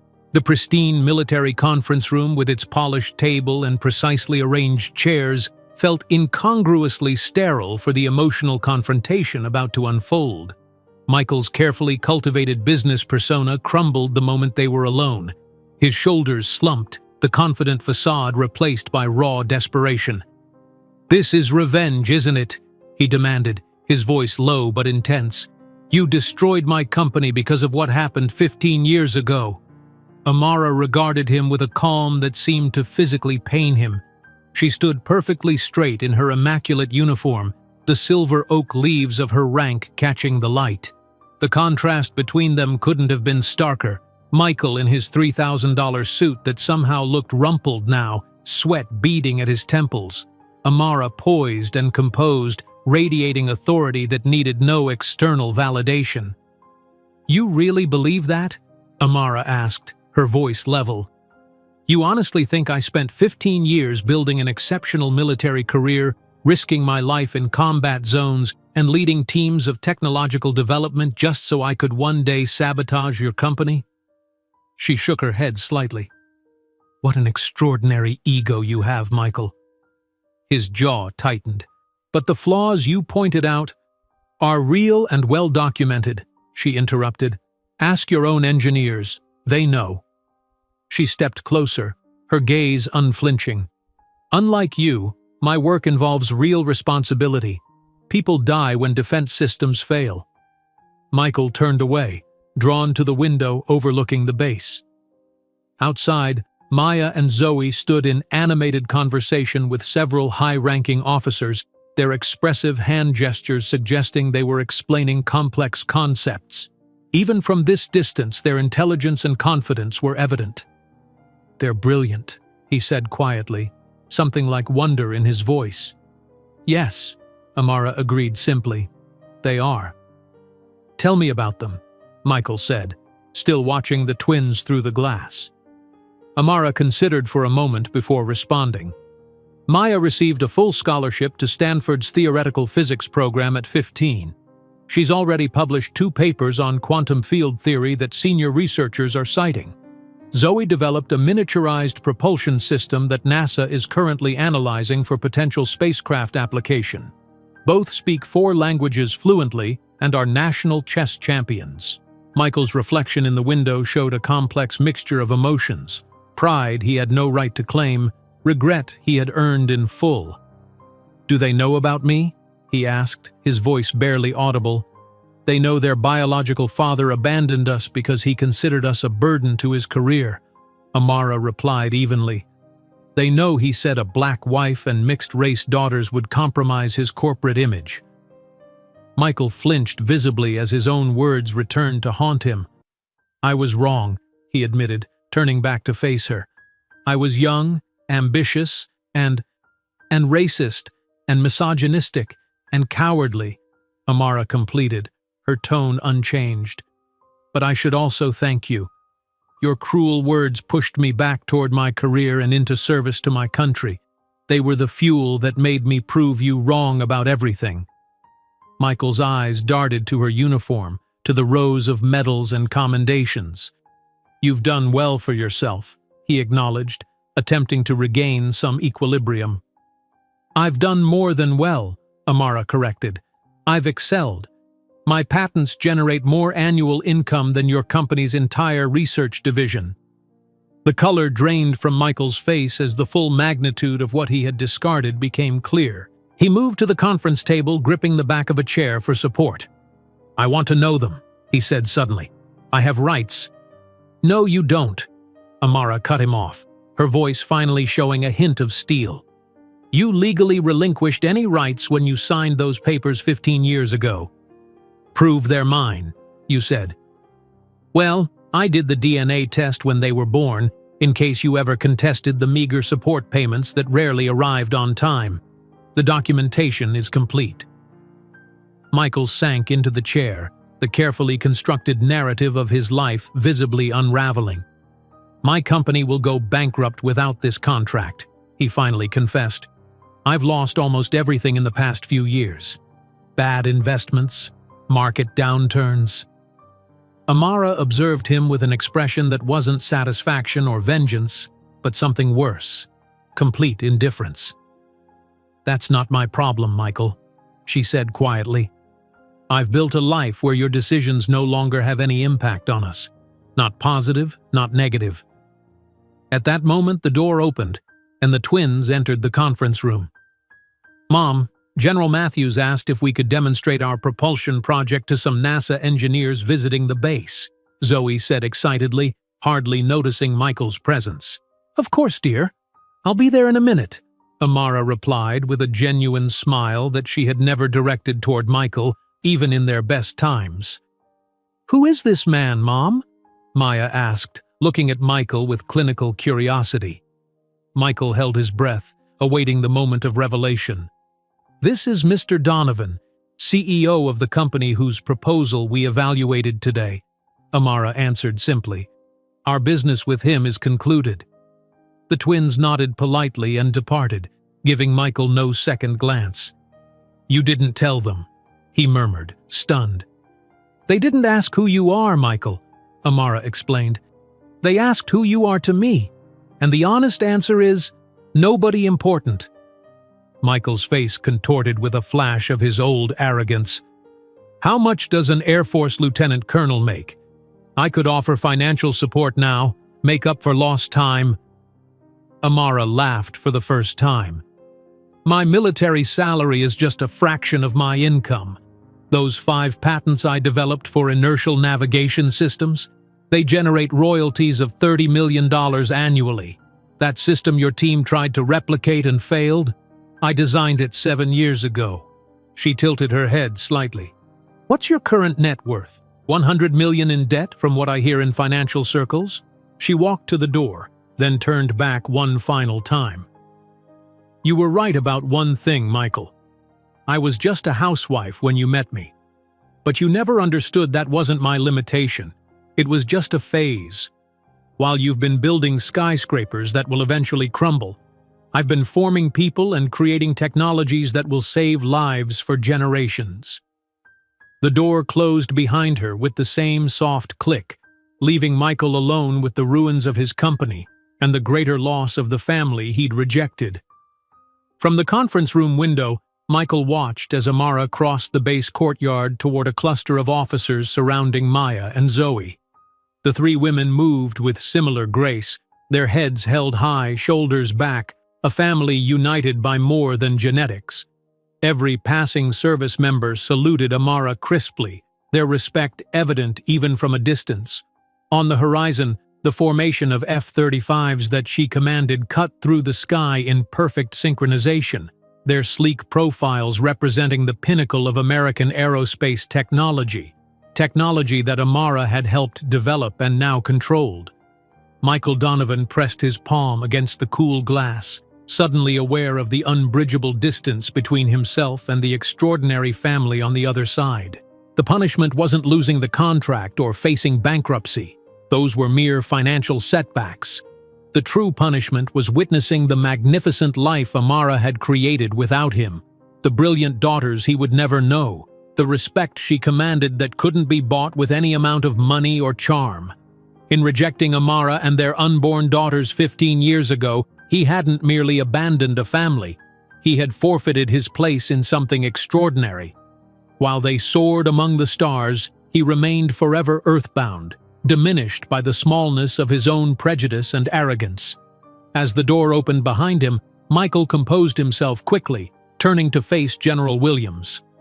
"Mr. Donovan, your team is waiting to depart," the general said formally.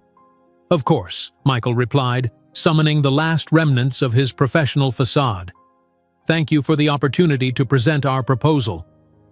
"Colonel Johnson's technical assessments are always accurate," Williams said, his tone making clear where his loyalty lay. "If she identified flaws in your system, I suggest you address them before approaching any other military contracts." Michael nodded stiffly and followed the general from the room, casting one last glance through the window at the three Johnson women.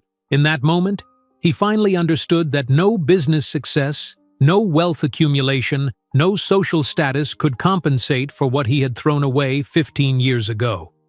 While observers on the base saw only a defense contractor departing after a failed presentation, Michael Donovan was experiencing something far more profound, the realization that in his blind ambition, he had rejected the opportunity to be part of the most important achievement of his life.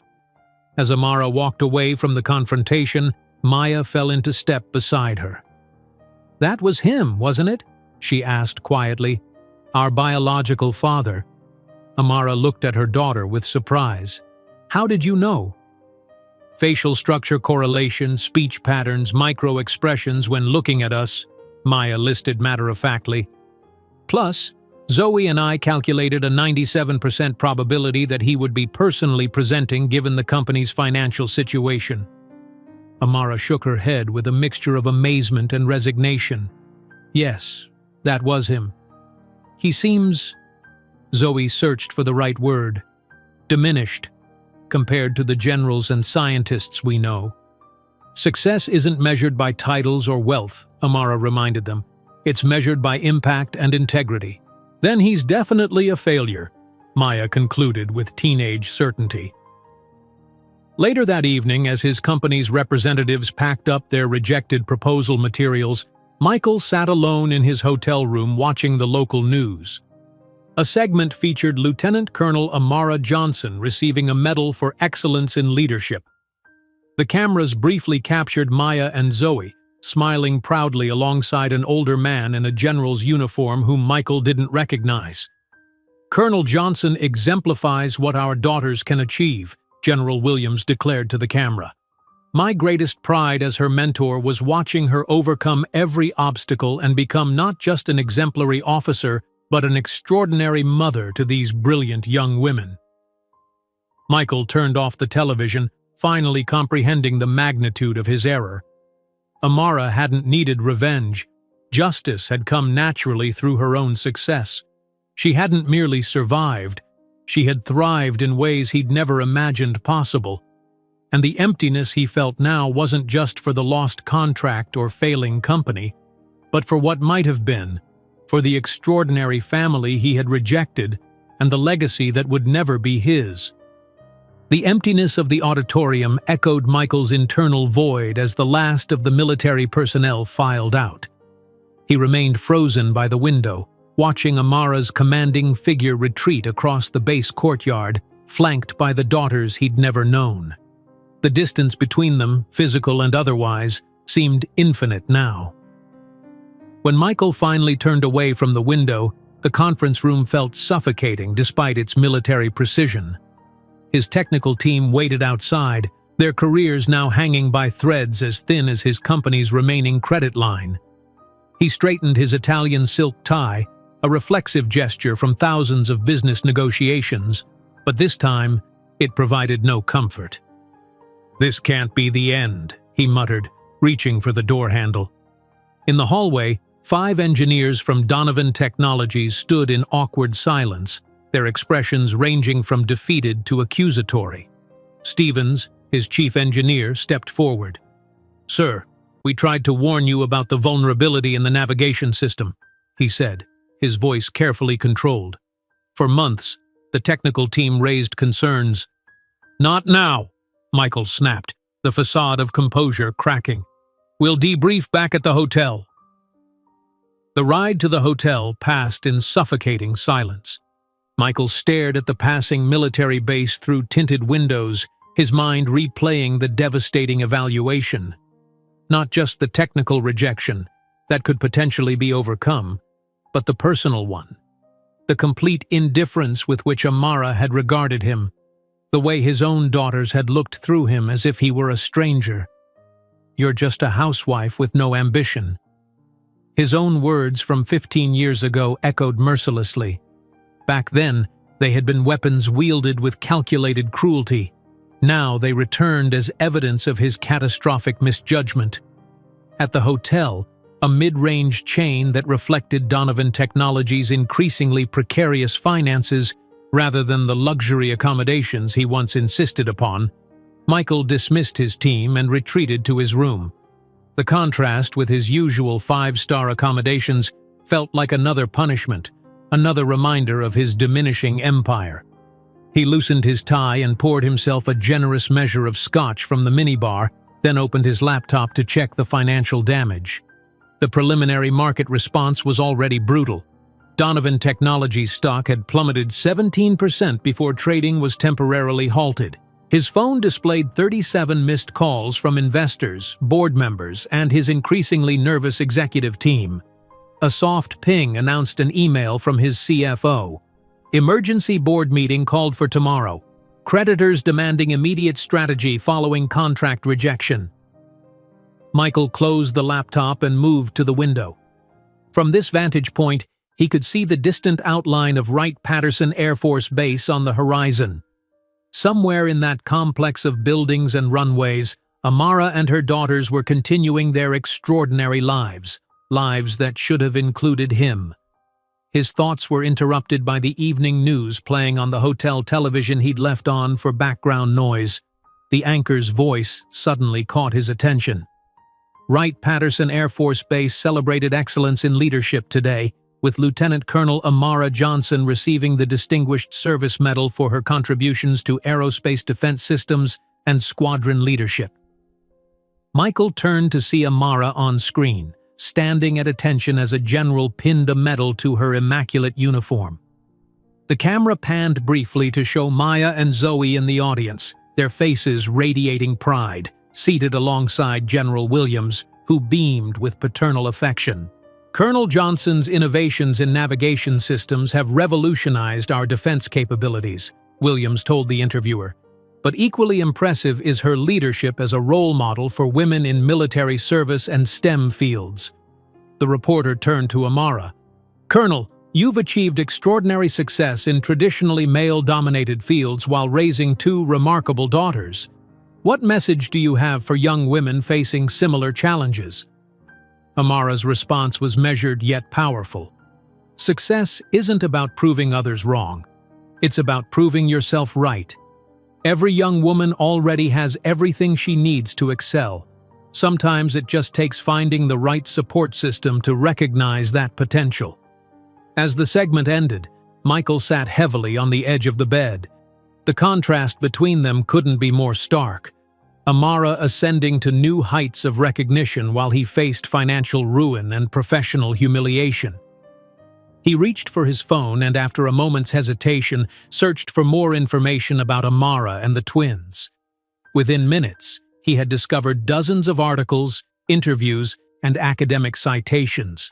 Maya's theoretical papers on quantum computing architecture had been cited by CERN physicists. Zoe's miniaturized propulsion system had been featured in Scientific American, and Amara, Lieutenant Colonel Amara Johnson, held patents worth millions, commanded elite pilots, and advised Pentagon leadership on aerospace defense strategy. The family he had discarded had become extraordinary without him, because of his absence, perhaps. Michael poured another drink and continued scrolling through his phone.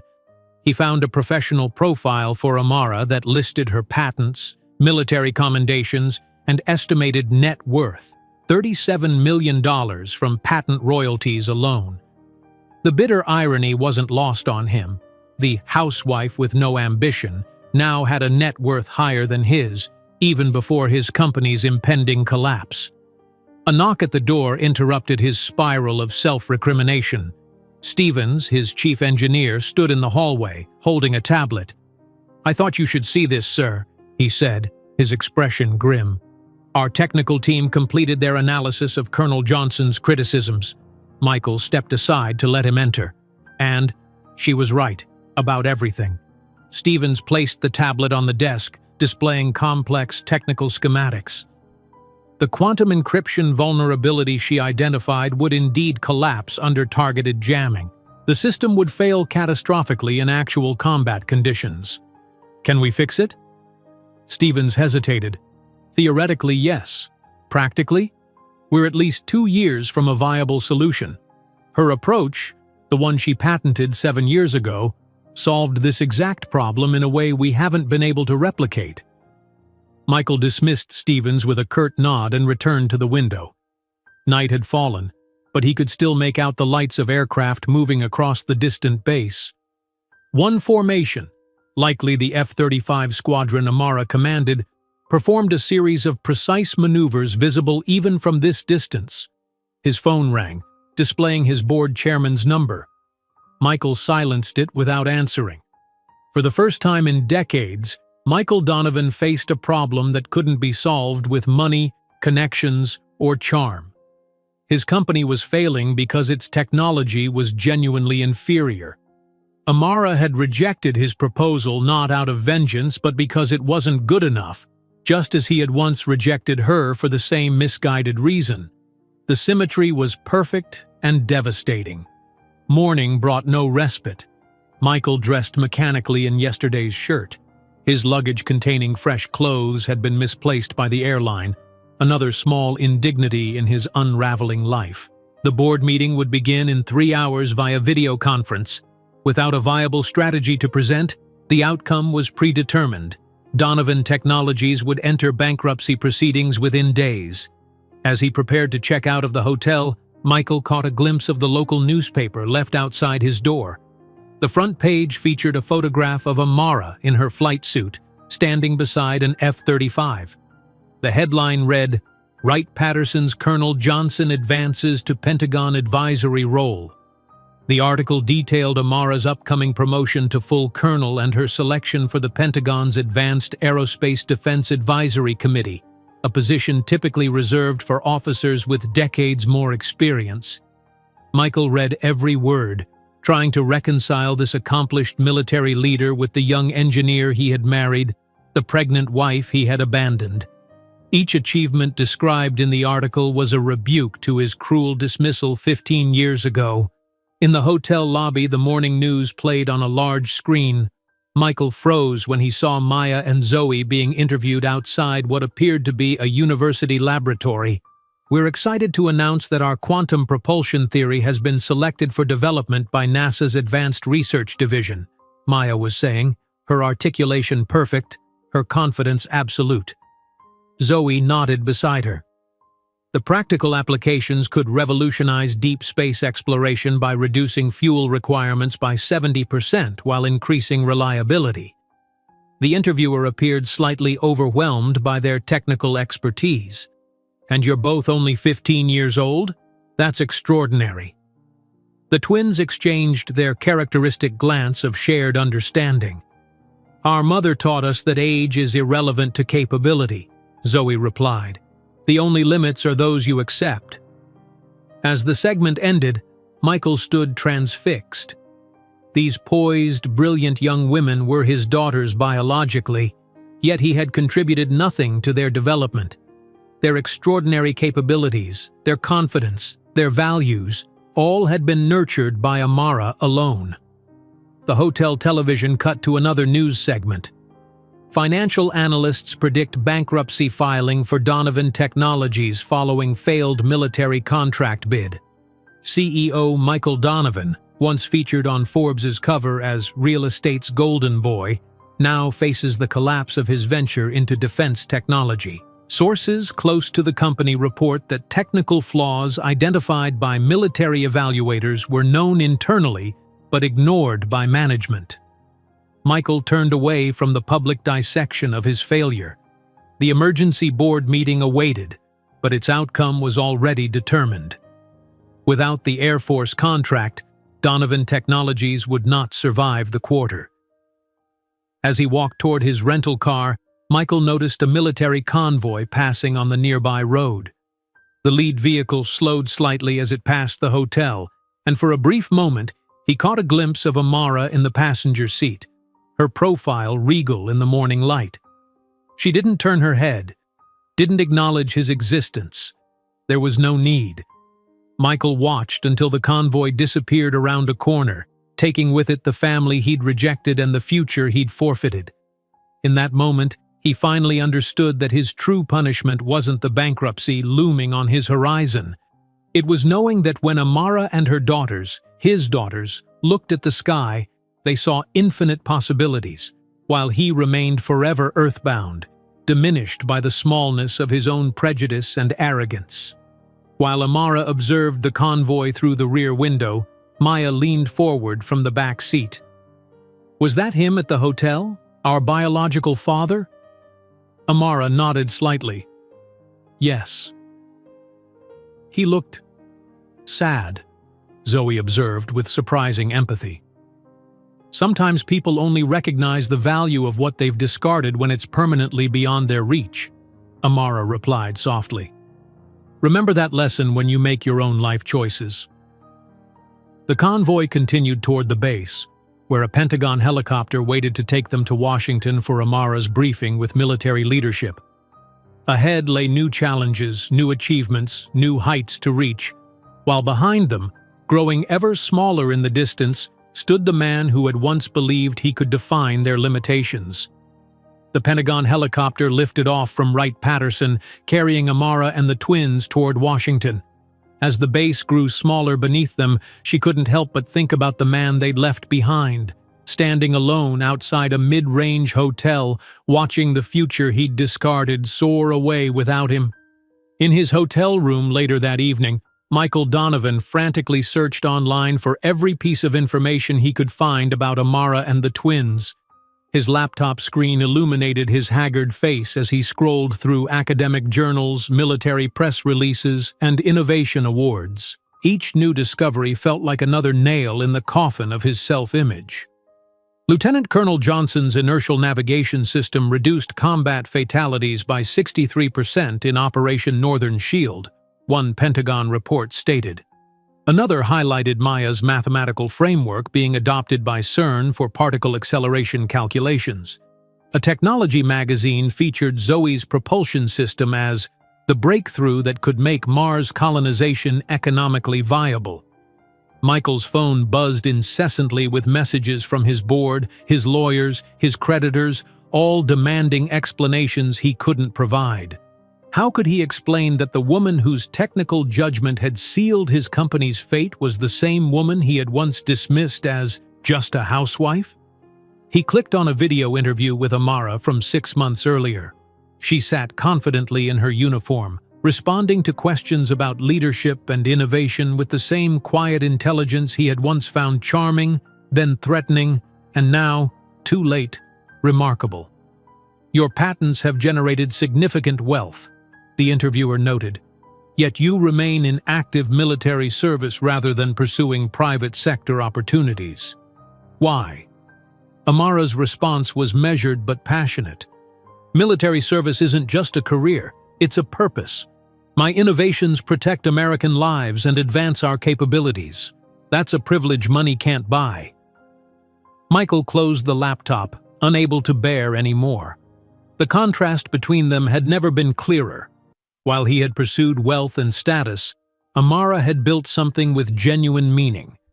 While he had constructed buildings that would eventually crumble, she had created technologies and raised daughters who would leave lasting legacies.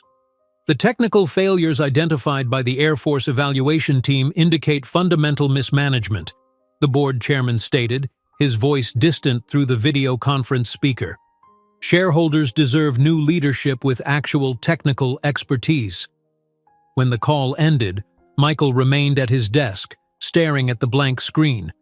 The empire he had built through charm, connections, and calculated risk-taking was collapsing around him. His phone displayed a text from his accountant. Personal bankruptcy consultation tomorrow? Need to discuss options for protecting remaining assets. That night, Michael couldn't sleep. His mind replayed the moment in the conference room when Amara had said with such devastating calm, "I've built a life where your decisions no longer have any impact on us. Not positive, not negative." The complete indifference in her eyes had been worse than hatred. She hadn't destroyed him out of vengeance. She had simply evaluated his work and found it wanting, just as he had once evaluated her worth and made the catastrophic error of discarding her. Dawn found him sitting by the window, watching aircraft take off from the distant base. A formation of F-35s cut through the early morning sky. Amara's squadron, perhaps, though she was likely still in Washington, briefing Pentagon officials on technologies he couldn't begin to comprehend. His hotel room television played the morning financial news. Donovan Technologies stock suspended from trading following bankruptcy announcement. Former CEO Michael Donovan, once worth an estimated $300 million, now faces personal liability for company guarantees. Sources close to Donovan report his personal assets may not cover outstanding obligations. Michael turned off the television and reached for his phone. An unfamiliar impulse, perhaps the first genuinely selfless one he'd experienced in decades, prompted him to search for information about the Air Force Families Foundation that Amara had mentioned supporting with her patent royalties. The foundation's website showed programs supporting children of deployed service members, educational initiatives for military families, and emergency assistance for those facing hardship. A recent donors page listed Lieutenant Cole Johnson as having contributed over $3 million in the past year. Michael stared at the figure for a long moment. Even in her philanthropy, Amara outpaced him. His own charitable giving had always been calculated for maximum tax advantage and social visibility. Hers appeared motivated by genuine concern for others facing challenges she had once overcome herself. Later that day, as Michael prepared to check out of the hotel and return to New York to face the wreckage of his financial life, his phone displayed a news alert. Johnson twins receive presidential recognition for scientific achievement. The accompanying photograph showed Maya and Zoe in the Oval Office, standing confidently beside the president and a beaming Amara in full-dress uniform. The article described their breakthrough research and quoted the president calling them the future of American innovation. Their poised responses to presidential questions demonstrated not just intellectual brilliance, but emotional intelligence far beyond their 15 years. For a moment, Michael allowed himself to imagine an alternate reality, one where he had embraced Amara's pregnancy, supported her career, and participated in raising these extraordinary young women. How different might his life be now? Instead of facing bankruptcy alone in a hotel room, he might have been standing proudly in the Oval Office, part of a remarkable family accomplishing things of genuine significance. The fantasy dissolved as quickly as it had formed. That path had closed 15 years ago with his cruel dismissal, his racist and misogynistic rejection of the family that could have been his greatest achievement.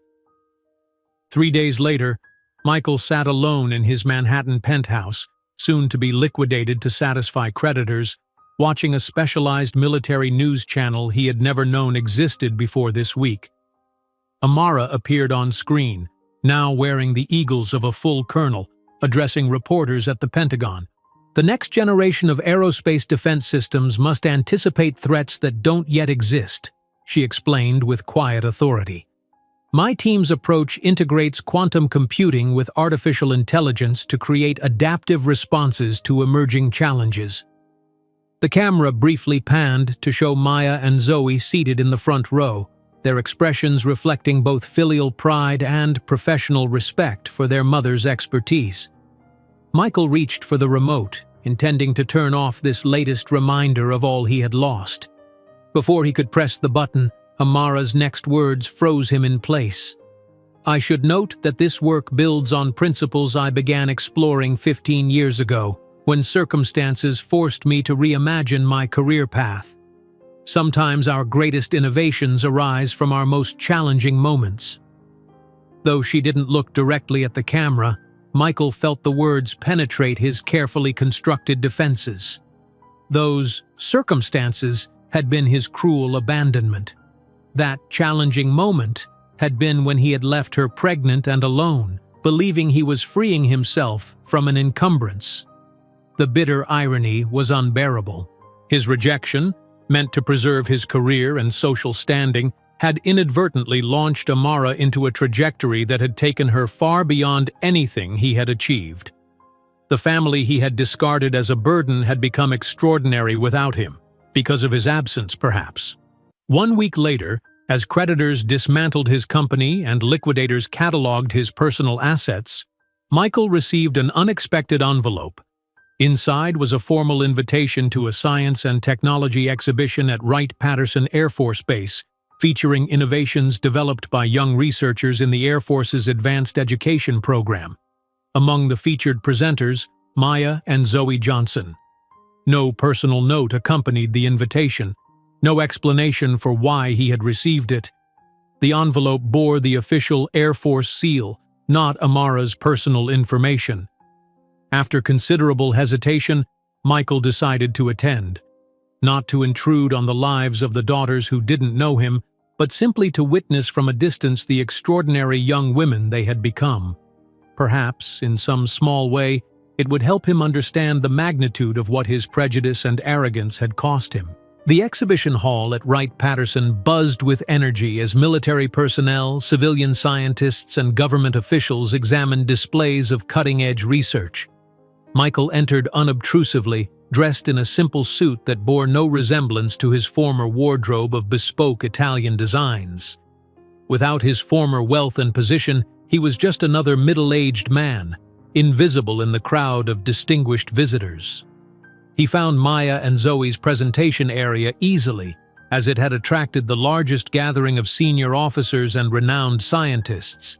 The twins stood confidently beside a complex apparatus, explaining quantum principles with remarkable clarity while answering complex technical questions without hesitation. From his position at the back of the audience, Michael could observe without being noticed. Their intelligence was evident, but what struck him most was their character, the way they credited collaborators, encouraged questions from younger students, and demonstrated genuine passion for knowledge rather than recognition. These were the qualities Amara had nurtured in them, qualities he had never valued in his own pursuit of wealth and status. As the presentation concluded to enthusiastic applause, Michael turned to leave, not wanting to intrude on their moment. As he moved toward the exit, he nearly collided with someone entering the hall. Amara stood before him, resplendent in her colonel's uniform, a look of mild surprise crossing her features. "Mr. Donovan," she acknowledged with professional courtesy, "I didn't expect you to attend." "I received an invitation," he explained awkwardly. "Ah," she nodded. "The base sends them to all CEOs of companies that have presented proposals, regardless of outcome. Administrative oversight, I suppose." The realization that she hadn't invited him, hadn't thought of him at all, was yet another small wound to his pride. "They're remarkable," he said, gesturing toward the twins. "You've done an extraordinary job raising them." "They've done most of the work themselves," Amara replied. "I just provided stability and encouragement." An awkward silence fell between them. Finally, Michael asked the question that had haunted him since their confrontation. "Are you happy, Amara? Truly happy?" Her expression softened slightly, not with affection for him, but with genuine reflection on her life. "I'm fulfilled," she answered thoughtfully. "My work matters. My daughters are thriving. I'm surrounded by people who value me for my mind and character." She paused. "That's more significant than happiness. It's purpose."